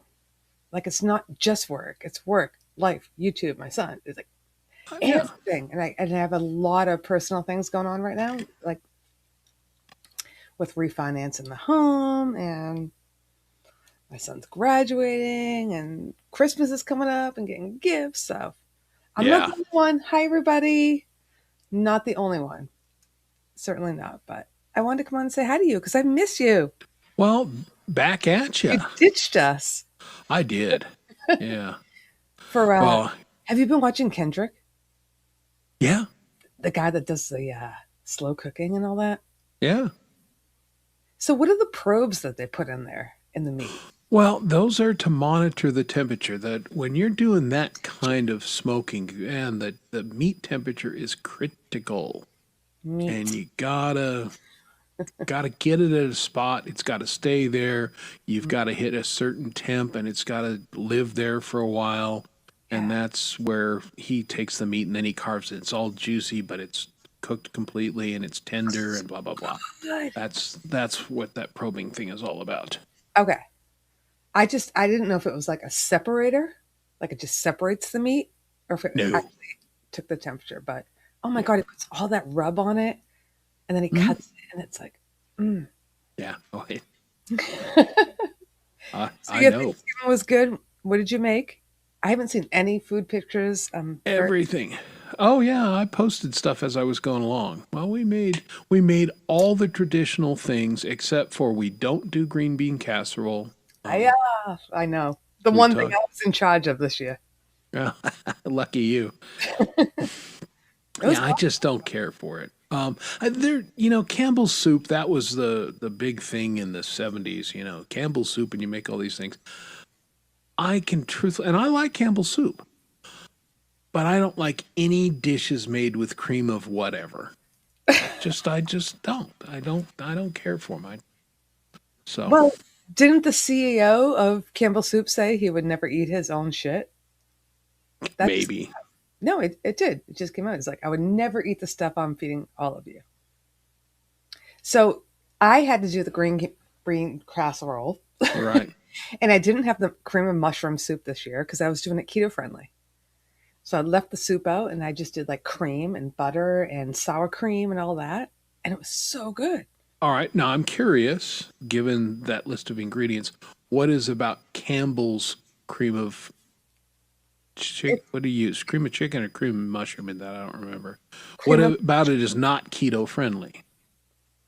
Oh, it's probably like a gazillion carbs. It's all fake. Well, the fake, yes, but where would the carbs be coming from in that soup? The flour that they use to thicken it, do you think, or Preservatives? I don't know. I never read the ingredients. That's why I'm asking. Yeah, well, you have to do all natural. Nothing from a can anymore. Okay, I'm good with that. Can I'm not a can guy. no, and neither is the guy that created it. Apparently, Well, no, Campbell's soup is condensed soup that was done long ago. Hey, look who we got! It's Jade. well, hello, I made it for soup chat. Yeah. Yeah, yeah, yay! talk soup. Talk soup. That was a good show, Talk Soup. that I missed great? that. Was Yeah, that it was very- Nickelodeon? It's very funny, that show. Oh yeah, Talk Soup was funny. Hi, you two. What's Hi, going everybody. on? How are you? So the workmen have left for the day. Yep, I've sprayed the house with fly spray. I've shut the door so I don't have to smell it, and I've come in here to escape. There you go. Well, thank you for joining us. That's fantastic. Thanks for the invite. And I don't get to hang out with Laurie tomorrow, so this is my chance to hang out and watch her get off. Very good. I'm off anytime soon. We live to watch Lori get off. Don't we all, Chris? I know I do. Look, I should watch the chat, but no, sorry. Now the I chat. could song all night long. Yeah, happy cold acre. Sorry. Oh, the damn flies. Man, they did, the dreary bit about this floor, right? They Floor. don't make the floor, my floor. They floor. don't make the same coloured slats anymore. Yeah. So they're slightly different. And being a Virgo, right? Does that bother your OCD that it's off a little man. bit? Yeah, it's off by a lot to me, but it's not that bad. But at least, but they haven't done in here, which sucks because this is the main part that, I'm irritated by because my chair, I've had to put rugs down to compensate anyway. Yeah. They rang me and they were like, can't you just tear the studio down after your interview in the morning in an hour and just, I'm like, have you seen the studio? No. And when they got here, they looked in. They were like, okay, we get it. Now." Gotcha. So, We'll be back. January, I've got to wait now because they're all booked up over Christmas. So, Ah. but hey, it's done. Happy days. Yeah. Yes. Does anybody know a really great song with fly in the title? Pete Johns has one. Time McFlies. Okay. Anybody else in the chat? ZZ Top's a Velcro fly. Oh, think about it. Fly like an eagle, Steve Miller. I know an old lady who swallowed a fly. Yes. Perhaps she'll That's what I die. was thinking about. Should die. Superfly. Oh yeah, there we go. Bad, Yep. bother me. Yeah, Fly by Night, Rush. Yep, There you. Fly Like an Eagle, says Les by Iron Maiden. I want Fly on your way like an eagle. Like an eagle. I Yeah. mean, Goldie got Shoe Fly Don't Bother Me. Yeah, I think we should do a whole night of fly songs. Oh, great. Jade, thanks you in There's advance. one dead set that is like It's all this cheese big. here. It's all cheese. Oh man! There you And go. the Next. big ones have normally got maggots in them. So like I got to get that one right. They're gonna lay it somewhere in my house or some shit. Nice. There you go. And for you folks eating dinner, we were talking about Campbell's soup now. Magus. Hey, there's a fly in my soup waiter. That's right. What is he doing in his soup? I think the backstroke. Oh yeah. Look at that No? porn pose. No? Okay. I needed I the missed drum. the whole beginning of Chris's show. I missed it a lot. I've been like really crazy. Jade, I saw Helen, as you know, and amazing. Yeah, Helen- that was fantastic. Well, you know what? You know what was really fantastic? I do. You do try and get people from outside the community, right? Right. Yep. And unfortunately, I'm just saying it, right? When you do, and you get someone of like who's maybe of some note, possibly, and bring them in, not a lot of people come from the community to go and see it because they don't know them. And there's a familiarity within communities, right? It just is what it is. Yep. And a lot of people from outside the community who have like a lot of subscribers don't tend to bring their people over. They don't follow. Helen, good Lord, she bought an army today. Yeah. And they're all over on Discord just licking my ass afterwards. Oh, I felt like I was a C-3PO in Return of the Jedi with the Ewoks. Who want to No. lick your ass? Come on. No, Should I but get the Discord? they were all very, very nice. And her manager, who's actually super chatted me $50, which is like, what? He has put me in contact with another artist who he says I will really like. And I checked the artist out. I was like, oh my God, this is incredible. And he manages them as well too. He's going to see if they want to come on the show. So Oh, that's Very- fantastic. Very exciting.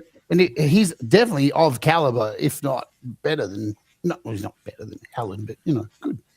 Well, that's what I like about when you bring on people that we don't know, because your show is, I think, the gateway drug to really learning about an artist and going, well, this is somebody that I should know. And Hopefully so. Yeah. Well, I mean, yeah, she spreads it around. It's not just us, right? That's on there. Like we all Yeah. have hangs and all that, and we're just friends, but it's awesome. And I told you that, Jade. I'm like, she's phenomenal, and I love to hear other piano players and sweetheart. And I wasn't lying today. Like I've had, some big guests, some Faith No More, and we had Venus on. A lot of people that I've brought in have just said how really amazing the chat is. They've never seen such positive chat before. Like even Venus, when he came on, he was like, my chat is normally just like really packed, but with people trying to trip me up all the time and make me look like a cunt. And I'm like, they're your supporters. He goes, yeah, I know, right? Yeah. So it was really nice. And she is so loved. Like it is ridiculous. And it was touch and go, I have to admit. She is, I think she can, would have testified to this, probably one of the poorest persons I ever know to getting back to emails. I had no idea what was happening until 20 minutes before the show, if she had songs for me or what. It was a nightmare. But she's busy, and sometimes you just gotta suck it up, buttercup, and realize people are busy. Yeah. Yeah, exactly. She threw you solid and came on. Oh yeah, look, she crushed it too. Yeah, and we've become besties too. Like we've been having phone calls, and so there's that. How nice! Always nice to make new friends, right? Absolutely. I think too. She was really happy to have a good friend as well. So she said she's a bit lost to have somebody to talk to. So I feel nice there. Well, yeah, I think certain people get to a level of notoriety and they get kind of isolated and they don't have normal, relations. So true. So true. So yeah, that's nice. I mean, as normal relations you can have with a lot of us, but Wow, you guys are my only friends. I know. Yeah. Oh, God. Well, I'm living. I got all my weirdo musician friends and all my weirdo train nerd friends, so I'm living large. Oh, that's cute. Choo choo. You know what they say? If you can count more people on then you're probably doing something wrong. Most of those people will be shot. Yeah. Would rather have a lot of close ones, a few close ones. Yeah. Yes. A lot of So look, I'm super pumped. I've never been this pumped before about doing a different show on the channel, apart from when I started Walk With Me. And it's all filmed, it's all in the bag. Half of next week's one's done as well. Nice. I'm so pumped at doing a show that is like 49 minutes, clocked in under an hour, and just all ready to go. There's some giggles in there. There's lots of scenery. It's just like no other music show that's in our community. And I was scared it was just going to look like a typical show, but it kind of looks like Walk With Me with people's music, but as an MTV show. It's so weird. yeah. Very excited for tomorrow. So Well, if you can pull that off, I loved MTV back in the day. That would be amazing. yeah, and having a 10-song limit feels really good because you feel like you're really pulling in some good stuff. And And you that's had not to saying pre-record it. what's that? You had to pre-record it. Yeah. So I went out and filmed it. I left my tracking device at home in case Costa was cruising around his Uber, and luckily he didn't find me. Good thinking. Yeah. But went out, actually shot in some familiar places. Like I'm going to go out to some next week. I think we're going to go out into Melbourne and shoot around some iconic places in the city. And it's a day out, and just getting to sit the camera down and introduce a song and then move to the next spot. And then the fun bit is getting to do an ad. Now, you would love this, Laurie. I should get you involved in it at some point. I'd love to do acting. It's so fun, I swear. Creating stupid characters and then hoping the company who's paying you to do it doesn't go, what the fuck are you doing? Yeah. That's a scary thing. Yeah, well, for sure. How do I get involved? How do I get a sponsor? Just ask is what Jade says all the time. Just ask. No, well, look, I was kind of going, how can I do a show where I'm finally like showing some praise to people in the community and playing their music? I always wanted to do a show like that. I just didn't want to sit on my ass for 3 hours. One's a good amount of time. The charity album only happens every now and again, and that's worth it because it's for kids. And how can I do something that plays people's music, gets me out of the house, and actually gets me a little bit of extra money to go back into the channel?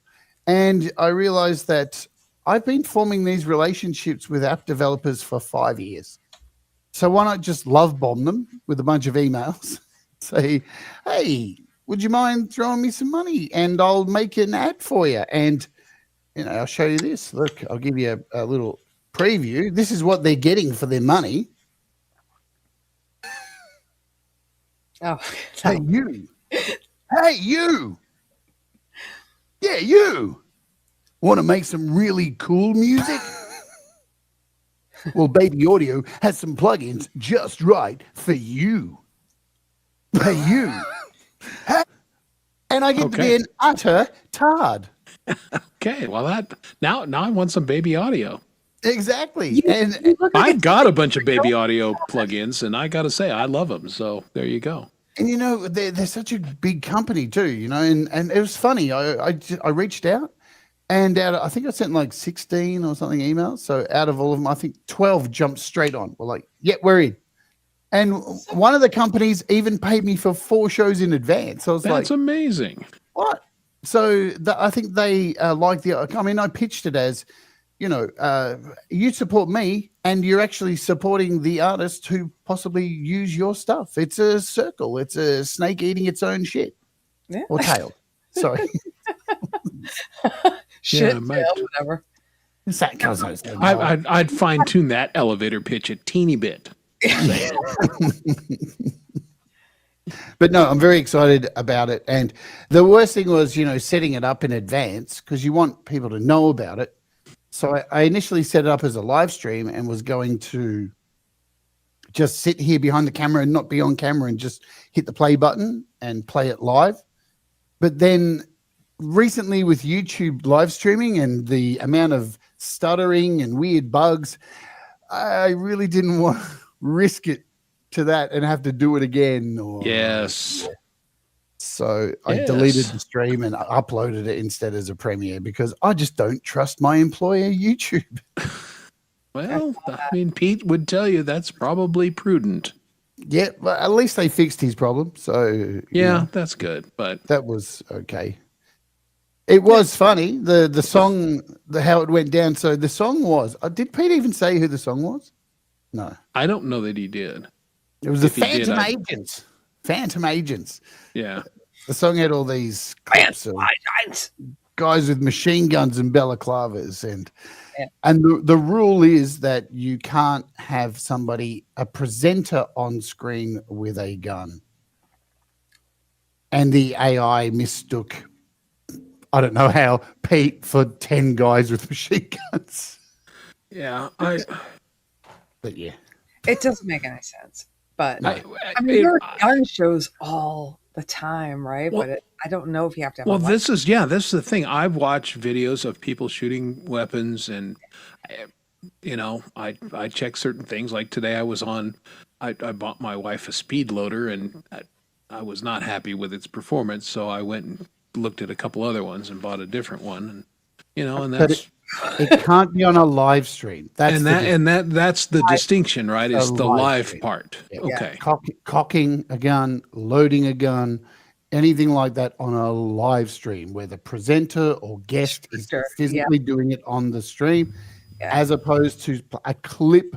If you're on a stream and you play a clip of somebody doing it, then that's essentially not you. But it is, fine because the algorithm's trying to work it out in real time. And we all know how algorithms go with, hallucinations and stuff like that. Yeah. But you also don't want to say anything stupid, Yeah. inflammatory. You Again, can we're say that. we're here to make music, so You know, and talk I about used music. to get canned all the time for my rants. My rants used to get demonetized for the first year, nearly every week. I think they've just given up. You beat him down. Huh? I was like, oh fuck it. I'm not. She's gonna not stop. changing. Yeah, you don't seem any less ranty than you were. No. And there was a few episodes a while ago where I said the old PDF thing really like blatantly down the camera and accused somebody of it. It was okay. So there you go. So, you know, I think they've just given up on me. They're just like, whatever. Aaron, you live there. Yeah, I think that's probably a good rule, Dog Paw. I haven't looked at the Mm. chat very long. Yeah. Lizzie and Gary, Costa. Yeah, Costa. got a big crew here. So, Chris, how was you? And Laurie, I feel like I need to be the interview for the second here. I missed if you've talked about this because I did nap for a little bit while the workmen were going because I had What to. else are you gonna do? You just want to catch up on today? How was Thanksgiving? Because you both don't look like you have exploded. No, No. ate more. Ate a little bit more than I'm used to, but it was fun. We had a delicious dinner. Everything literally was perfect. There was nothing Wow. that I would have changed. Chris, we still haven't seen any of your photos because you're the Chef Boyardee. We haven't seen the dance that you and your wife do in the small galleria. Check your fucking phone. I You sent sent me umpteen photos. Okay, well, Hang on. that chat group goes crazy. Yeah. I sent a picture of our Send it to yam Chris. casserole. I sent a picture of. Oh, I think I sent a picture of most everything. I didn't send a picture of the turkey because I was busy. I've got photos, Laurie. Do you want to see them? Oh, From Chris's dinner? not There the it ones is. I Yeah, sent. Oh, sorry. yeah. My dinner's behind that. You know what, dude? You get caught? When you got arms the size of mine, it blocks the camera. Sometimes I'm working on it. It's my chance to get in a cheap gag, you know. Always, you know, it's like Chris. You're always going to try and get in a gag. Absolutely, and I would expect no less.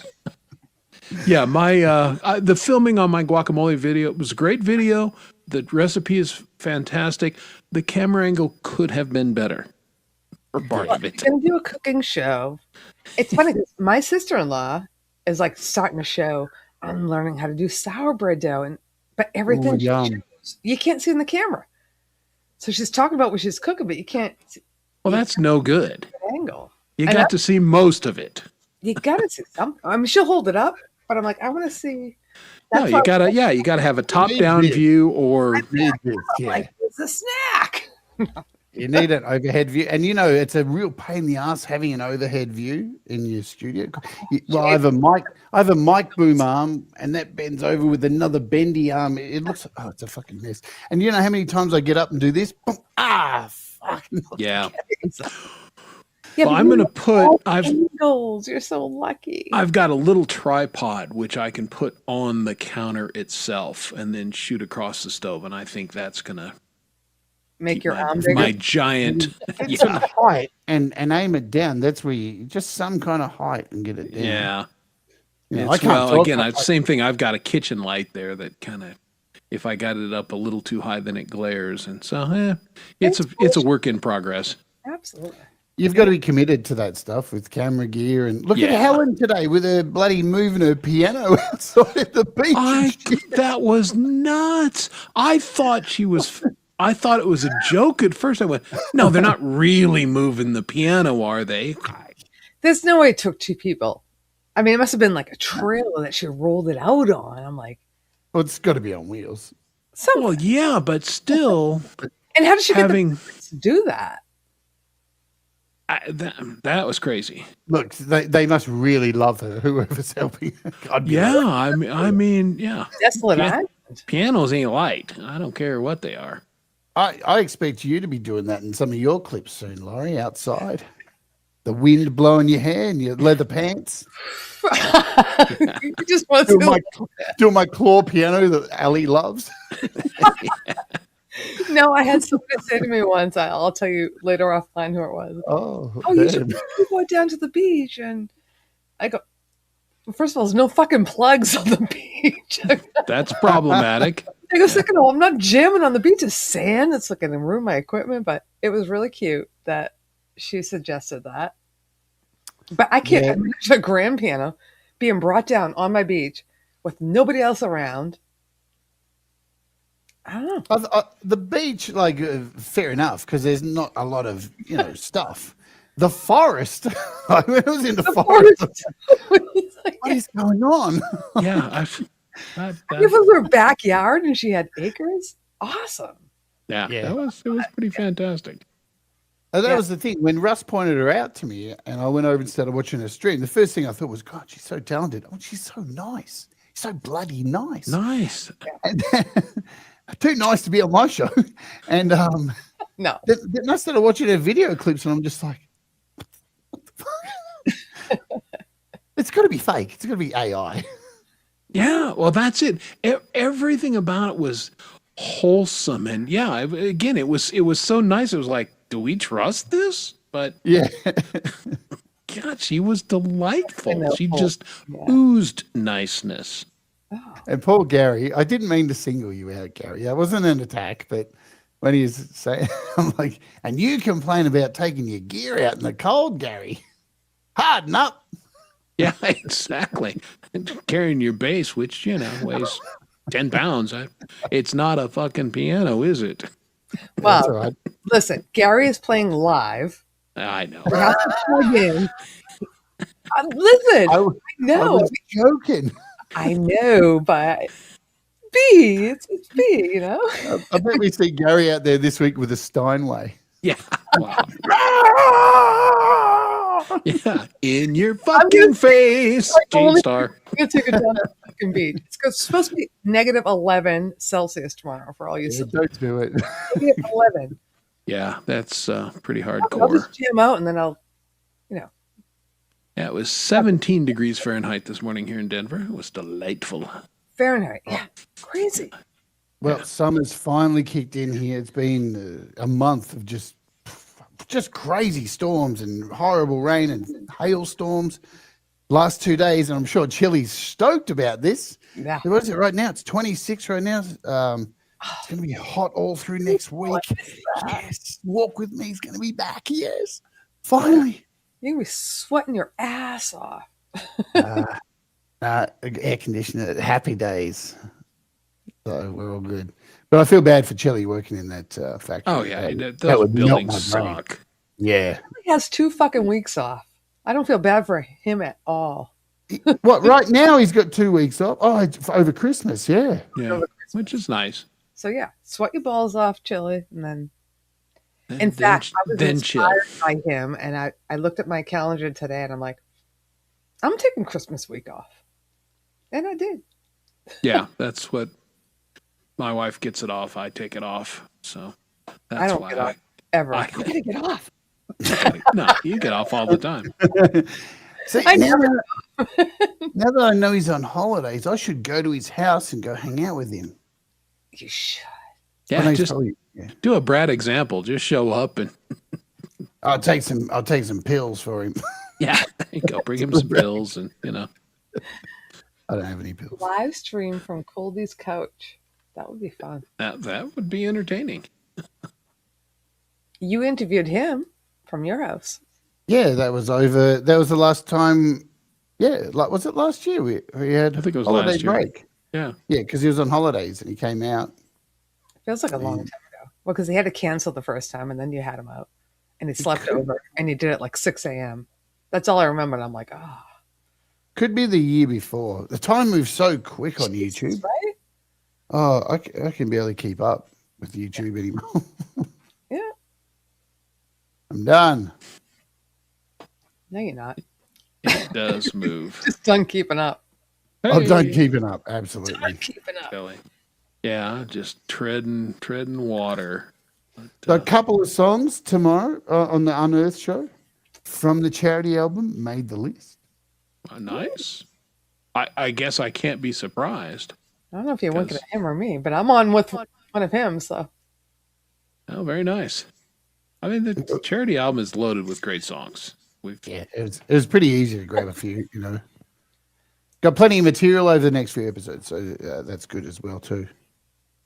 Nice. Nice, I nice, can't, nice. I can't say I can't say who because it's all. You know, I'm even going to the point of like not putting any of the artists in the description, and while the show's live, having to sit there with a notepad open and copy paste them in and save as we go. Because you know that's Thomas and that then Pete. They do that with their show. They put everyone in there, and then it gives people the opportunity to come along and say, "Oh, I'm not on the show. I might go somewhere else." No, I think that it's like sitting when you were a kid and you listen to the radio hoping that your favorite song comes on. You know they're going to play it sometime this hour, but you don't know when. And I think that's cool. That's what I'm trying to achieve with it because there's blasts from the past and and things like that. Old songs, new songs, stuff artists you've probably never heard. There's a little bit of everything, you know. So I love that. makes me happy. No, I think it's going to be good stuff. And yeah, I'm looking I have forward a show to tomorrow night too. If anybody wants to ask. Yes. What is the theme of tomorrow's show, dear Laurie? It's storms, dear Liza. Storms. There's a hole in the bucket, dear Liza, dear Liza. There's a hole in the bucket, dear Liza. Oh, my old man used to sing that all the time. So What- I'm talking about storms and nor'easters and snowstorms and all that. So Storm chasing. we could do storm chasing. I haven't decided that yet. It's tomorrow. All right. Well, very cool. Back on track. Riders on the storm. We're doing how to survive a storm. Do you need a You know that I lost power last night. Yes. I was freaking out. So, how to have your batteries ready, Jade? Got to always have those batteries charged. The flashlights. Always charged. Always. So yeah, tomorrow storms. Storms. Storm brewing. And Gary's playing live. Is he playing live tomorrow? I would assume it would be because it's Bandcamp Friday. It's Bandcamp Friday, so But he hasn't been feeling well, so I don't know. yeah, it's a little. Hopefully, he feels decent. But he's been a little under weather, and the weather's going to be shit there. So hopefully. It But is one of also- the hardest shows to do. Honestly, I would not trade any of my shows for what Gary does. It's No. super real. Gary Storms with Laura's Bishmash. Thank you, Gary. Yeah, Hi, no, Sean. I haven't been looking. it's yeah, we know you're a stubborn mule, but also on the other hand, if you're feeling sick and it's shitty weather, don't be stupid. Yeah, then you'll just be more sick. For Then you'll a be longer period more of time. sicker. Yeah. We had a storm here the other day, Laurie. You would have loved it. We had hail come down, probably about that big, and it lasted for about a good 3 minutes. And then the sun came out, Oh, and then only about an hour later, the rain came back with raindrops about that big. you have so much rain down there. It's been shit this year. So I just feel like I always thought of Australia as, and I might be thinking Queensland, right? Yeah, But I think, like my friends went to Australia. That was like, you go in, you're having the Bahamas water and the blue waters. well, Melbourne's like From Ucoldi and Les Niji is rain, and either extreme heat or rain. I'm like, what the heck? That's not what I pictured. Well, Melbourne's always been known as 4 seasons, 1 day kind No, of thing. no, It's yeah. like Queensland's, always it's that Florida heat, right? Top end, north, So I don't want that and either. it makes sense. Like south for the US, north for Australia because we're on the bottom, Right. And all the people in Queensland, most of their brains have melted, and they're kind of like, it goes with the whole thing. Sydney's interesting. Sydney gets like hot. It's a very dry heat, but then in the afternoon, a lot of storms, like a lot of thunderstorms hit Sydney. Where Melbourne, it just rains 10 minutes and then it's sunny for another hour, then it rains, and it's And Mandy's from Sydney, right? Lilliput? yes, Yes. And it's dry? It's a dry heat, kind of like Melbourne too. It's not where Queensland's very humid, and Oh. you need to have 4 showers a day in the heat. Just hate that. Yeah, gross. Humidity Absolutely. is not my pal. No. Really? Dry. Swampy. Humidity causes chafing. Yeah, and I'm not I'm not a fan of chafing. not a fan of chafing. Chafing. See you later. Yeah. I don't chafe. That's why I could never wear corduroys because if I ran, then my inner thighs would catch on fire. So that would be bad. Well, luckily they ended corduroys in 1985. So Yeah, I don't wear corduroy just because it's daggy. exactly. Well, I mean, I'm back when I was a kid. My mom would buy these, and coming back though, the style. then she'd bitch. She'd go, "You wear them out in the groin all the time." It's like, yeah, no shit, because God. I'm running all the time, and sorry, Mom.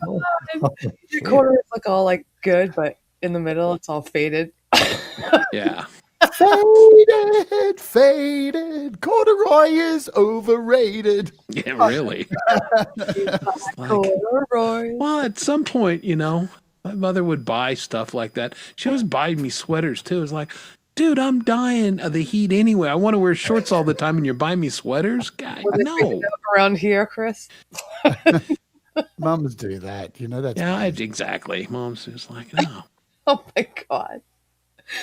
What's Allie saying? Yeah, corduroys. Now, Laurie, are you planning on do you get a Christmas tree for your studio for Christmas or not? My studio or my bedroom? Well, let's pretend we're professionals here. Yeah. No, listen, I have shit. I have decorations everywhere. Like, I don't think I've brought up my Christmas decorations for my studio in a long time. What do you want to say? I do. I'm going to get one. I'm getting one this year. I'm going to put it over there. I'm going to get a Christmas tree. Oh, so you asked me so you could tell me about you? All right, cool. No. I know Chris can just put up a green screen Christmas tree. Yeah. But no, I want to know if you are getting a Christmas tree because Not in here. I have one downstairs, but let me see yours. no, I don't have one yet. I thought you'd have some ideas for Christmas trees because I know fuck all about Christmas trees. But the green is good. All right. I was going to get pine a of silver some one. sort, is Small good. one where your guitars are hanging, like a miniature one. And I it want to would, get a big one. yeah, we'll make it so it's in view. I bet. Not out of view. Yeah. Well, oh shit! I Thank hit you. the pigeon button instead. Sorry. Yeah, well, that joke was for the birds. So Oh, we're on fire. We should do a comedy troupe. we really could. I feel like we're just here alone. I keep saying that. Is anyone watching? I don't know. God, yeah, people still are. I can figure. Dom, are People you got out there, Dom? nothing to do on Thursday nights. Like, fuck, I guess I'm watching this shit. Oh my Hello god. to anyone on Dom's channel. Oh, is Dom still alive? Yeah, I'm over here, Chris. What's going on? Hey. Oh yeah. Love you, Dom. Oh yeah. No, Dom's always here in one fashion or another. He's Oh. live. What is this? What is going on? Dirty. Some AI thing that I did last year. I don't know where the fuck that came from. There was no, wait, put it back up. We could make our own. Make your own dialogue. Yeah. All right. Here we go. Chris and Dom. All right, here we go. Hey, Chris, do you remember that time that I have no idea what you're saying. Wait, I'm Chris. No, Jade can do both. Let me be somebody. All right, you do Dom. I'll do Chris. All right, do it again. All right. And scene. So, Chris, who am I again? I just love my blonde hair. Who are you? My hair. Well, that was terrible. Your Chris is very gruff. Yeah, I have a was very pleasant, melodious voice. And what the hell were you doing? I mean, Jade does a great me. Oh, I don't live in your fucking head, Dom. I mean, no. Here's the classic. Here's the classic. You haven't heard my Dom Toro gross. Did I say It's award winning. I have. I actually not. Do it again. It's something about peanuts. I'll do both of them. I'll do Dom and Chris Lane Senior. I can. And I'll they're do here. both of them. They're here, Right. so we're not poking fun. Are they both here? All right, awesome. Been waiting for a long time. All right, go. Hey, Chris, my wife, she says something about, I don't know what it was, but it was on a Tuesday. And do you know what I'm talking about, Chris? Well, Dom, do I live inside your fucking mind? There you go. There you go. Classic. How the heck did you pull that up so quickly? Wow. You must watch that a lot, Chris. I have it stashed, and I pull it up twice a year when called for, and it was called for. Keep it under the bed with the porn, Max. Yeah, that's right. I pull it out. Hey, Jade's gonna do an impression. This is why Jay's a professional. Like, I have no idea. Indeed. Oh boy, having fun. I don't get a Christmas tree this year. The boys, my wife brought home I got her office chair because she wanted to trade them out, and I put it in the living room because I wanted to tighten the bolts. And the cats were skateboarding in the chair across the living room. I'm like, Jesus. And I'm like, honey, this is why we're not getting a Christmas tree this year. I mean, I'm hearing this shit, and I'm go upstairs, and I'm like, what the fuck are you guys doing? And they were running through the house. They jump on the chair and across the living room. Swatting that shit and everything. They are a handful. They are psychos. That's why I got fish.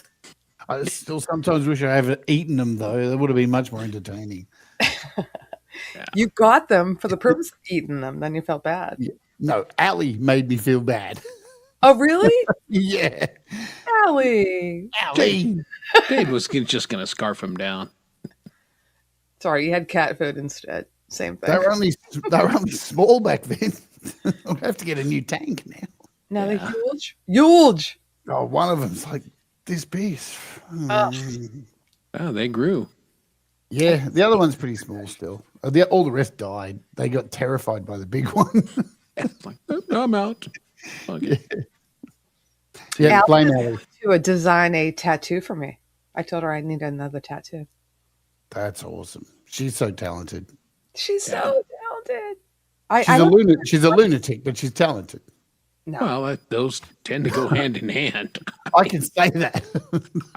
Yeah, I'm a lunatic too. Yeah, we're not normal. No.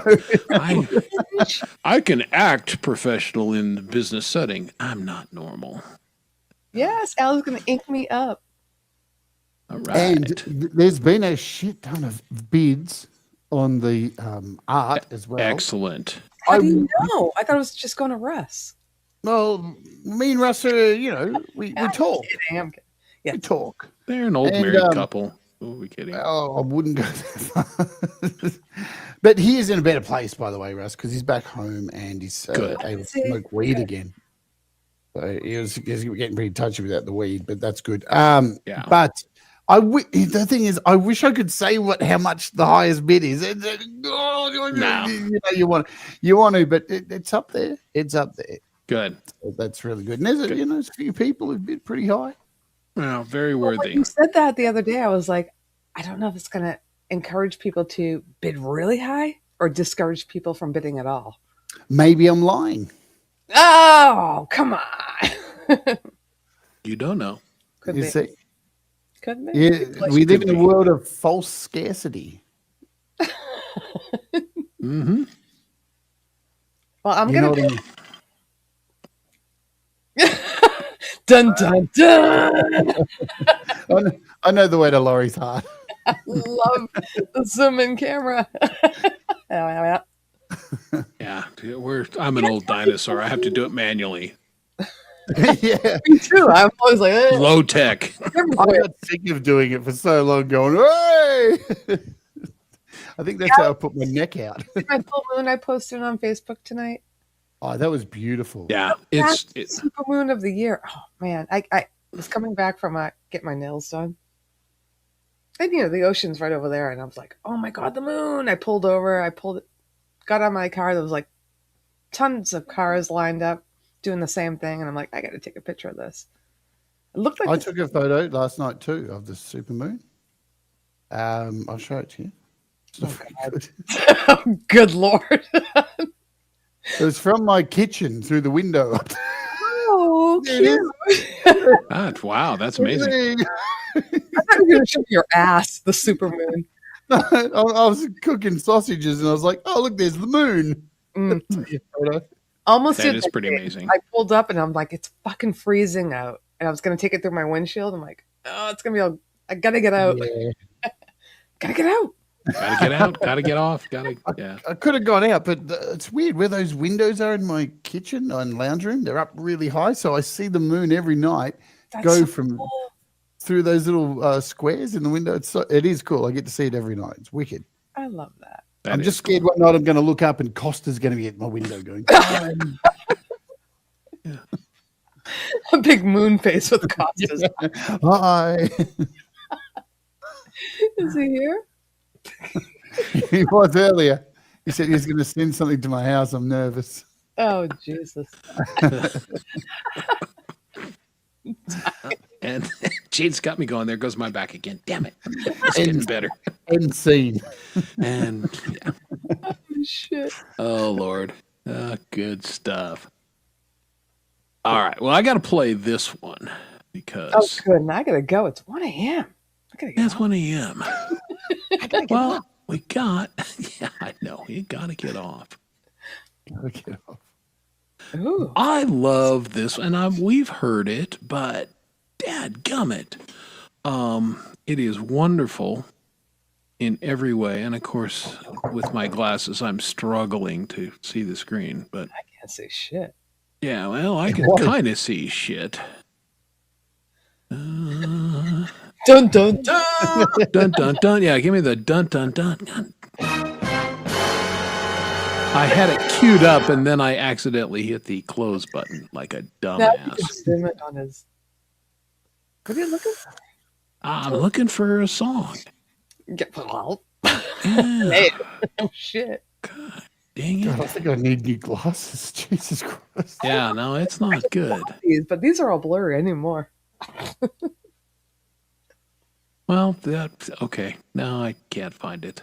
Now I can explain while you're looking for it. I can talk for you while you look Yeah, for it. please do. The thing is, I looked through some of these emails. I'll talk about this. The reason the Jerry Gomes and the Doug Kidder thing happened Yeah. was because Dave named the song wrong because he thought the voice sounded similar to Jerry Gomes and it wasn't labeled. So he went, I think that's Jerry Gomes, and just went for it and just plucked it out thin air. But that song with you, Chris, and Bear, Russ sent me the email. It didn't even have your name on it.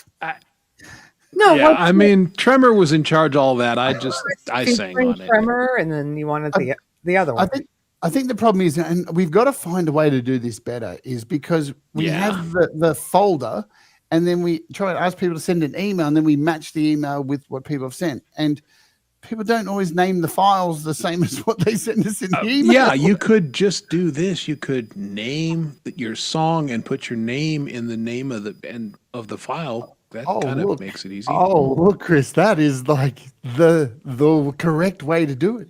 Oh, weird. Nobody needs an email. It goes like this: your name dash song title. Huh. Okay. Hey, what a thought, right? It's amazing. Yes, next year, which is going to be fun next year. I'm looking forward to it, and we have to do it next year because Russ just needs to recoup. He can't add any more stress, and he's got his walking frame now, and he's moving about, and he's got to get well. Oh, Russ. No, so and he's got to have Get fun. fucked. Get fucked. Oh, thank goodness we have that. I hear that every day on Clubhouse over and over. Yeah. Well, but it never gets old, you know? It gets very old. I think I've been on 7 songs on these charity albums, but I've never been the originator, so I've never been the one to email it. If I emailed it, it would be very perfect. So that's all I'm saying. There was only one song we didn't know who it was this year, and we guessed. Me and Russ between us guessed, and we actually got it right. Oh, there you go. Nice. That was a stab in the dark. But you got Jerry Gomes wrong. You thought it was Chris Lane. Well, that was poor Dave. That was not Dave's fault. To be honest, and Dave isn't around the community as much as us, right? He's always working in his studio. When he can come, he comes along to shows. But so he's not up with everybody's vocal and all that kind of stuff. But the funny thing was, he did delete 3 songs from the album on the night before. It was whoops. It was very funny, and we were going, "What the shit?" And you knew who the person he deleted was? Or one of them was Paul Volts. Well, don't say it out loud. No, but it was an accident. He deleted them by accident, and 2 of them were 2 other artists. He just deleted them. He just removed them. Yeah, like whoops. And we were like, "Where are those songs?" He goes, "Oh, one of them was Wolfstone Studio. Thomas Christ got deleted as well." We're like, "Where are all these songs gone?" Oh, that's so funny. But it's a shitload to take care of. It's crazy. It is. And when you've got multiple people around, you know, it's like putting together a song across the other side of the world. Yeah. Anything like this, organizing this, shit's gonna go wrong. It just is what it is, and you got to laugh at it, or you'll go mental, right? Yeah, exactly. And like you said, you can make corrections as you're going. It's not like written in stone. And look, I think honestly, it made the show better. It was funny. People are having a good time laughing about it. Nobody got hurt. Yeah, and none of the artists are looking to get signed. We're doing it for the kids. Yeah, that's it. Like, if you get my name wrong, I don't fucking care. Yeah, that's it. That's what it's all about. It's about the kids. Poor Russ writing the names in with one finger. Yeah, I mean, poor dude. Because I was too busy. No, I'm kidding. I was way too busy. I had so much on. I'm going, I'll check it. And just time ran out, you know. It's what are you going to do? Everyone's got shit on. Right. All right. Well, I found both the songs I was looking for. I'll do the first one, and then I'm going to close the show with the other one. But I got to get off. Yeah. And so that's why I'm going to do this one first, because I was so happy to have Lori on this one. I was so proud of her because I put the challenge gun to her head. I said, "Here's the song, make up all the piano parts." And she really worked on it. And I mentioned earlier in the show that I had envisioned in the center part a ripping guitar solo. And when I got the piano from her, I thought, you know what? Screw that. We're going to go with the piano, because there was a little guitar thing at the first of it. So I'm just, thank you so much for being on this. James Myers killed it. So this song is a song about with my friends, and it's about Chris had things to say. It'll be all right. Yeah.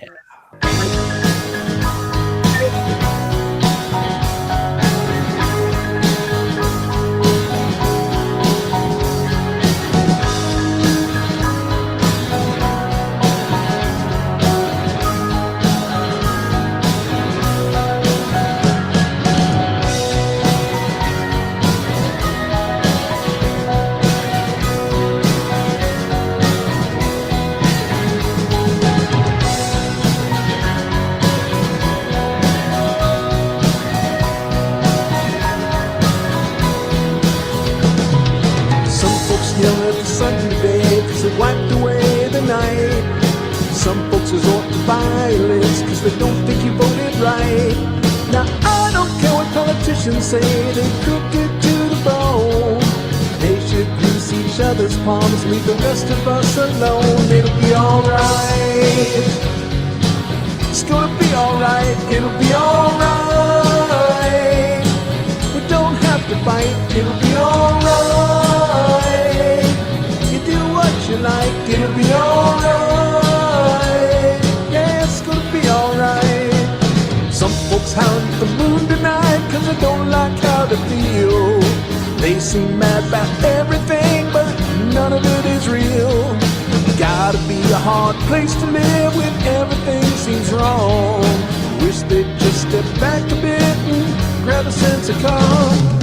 Some folks sitting on the couch tonight, screaming loud at their TV, saying they don't like the way folks look, cause they don't look like me. Now I don't care if the straight okay or somewhere in between. We might not agree on everything, but we don't have to get mean. It'll be alright. Yeah, it's gonna be alright. It'll be alright. You live how you like. It'll be alright. We don't have to fight. It'll be alright. Yeah, it's gonna be alright.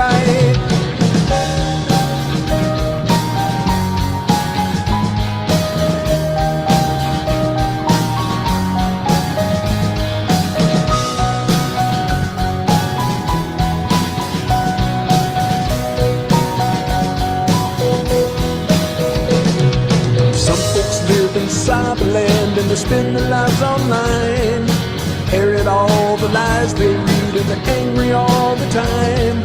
Now I don't care what the socials say, they don't speak to me. It's a wasteland of toxic twats and unbridled corporate greed. It'll be alright. Yeah, it's gonna be alright. It'll be alright. Do what you like. It'll be alright. We don't have to fight, it'll be alright. Yeah, it's gonna be alright, it'll be alright. It's gonna be alright, it'll be alright.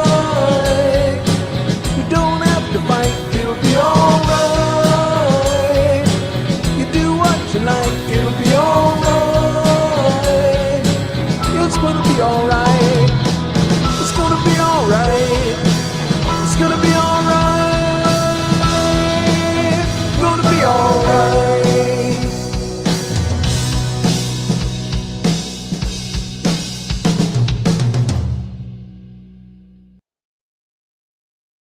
There you go. Yeah. Yes, I took great pride in using the word twats in that song. Yeah. You have to at least have one song with the word twats in them. That's my late mother-in-law's favorite word. She loved that word. Chris, I just want to say your production-wise has got a lot better. And I'll tell you what, if one piece of advice, keep using James on your songs. Oh, yeah. He really adds to your music. It's like whenever you've got a real drummer, it just changes everything. The fills were money. They were right like I envisioned them. Yeah. Oh, James, between James and Lori, and again, I wanted to play with my friends, and it wasn't my desire to, have that many songs on the album, but it was just too good not to submit that one with my buddies there. And everything she touches turns to gold anyway, Yeah. She's the golden princess. Absolutely. No, I mean, he asked me to do just an intro. And so you are the golden princess. What do you mean? Everything you touch turns to gold. No, not at all. No, I'm horrible. But I love no, all right. Yeah, you're shit. You're horrible. You suck. You're horrible. You're a toxic twat. Listen, golden princess. It sounds dirty. Well, maybe it does. Maybe.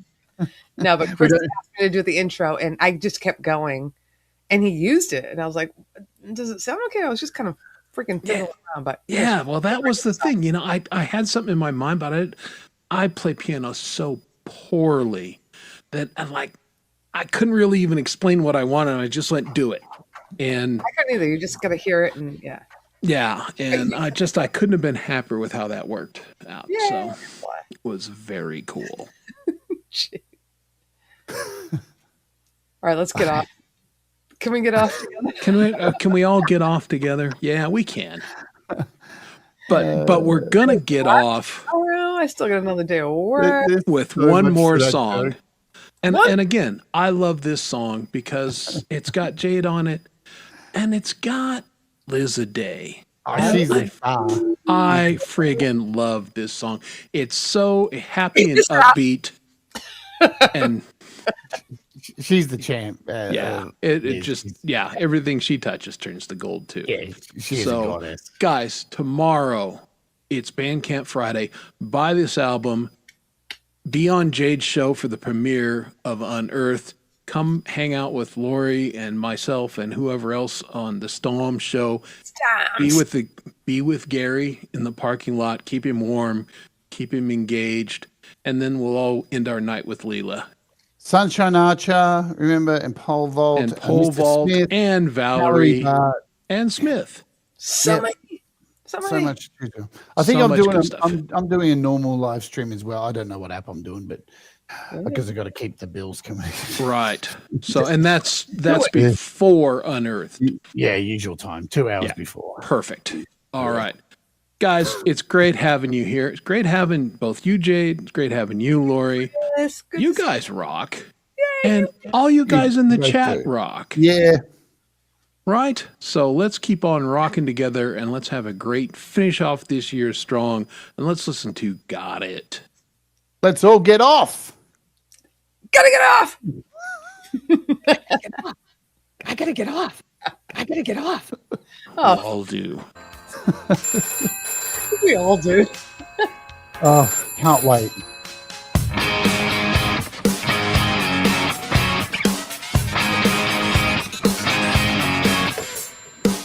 There's something inside of me and you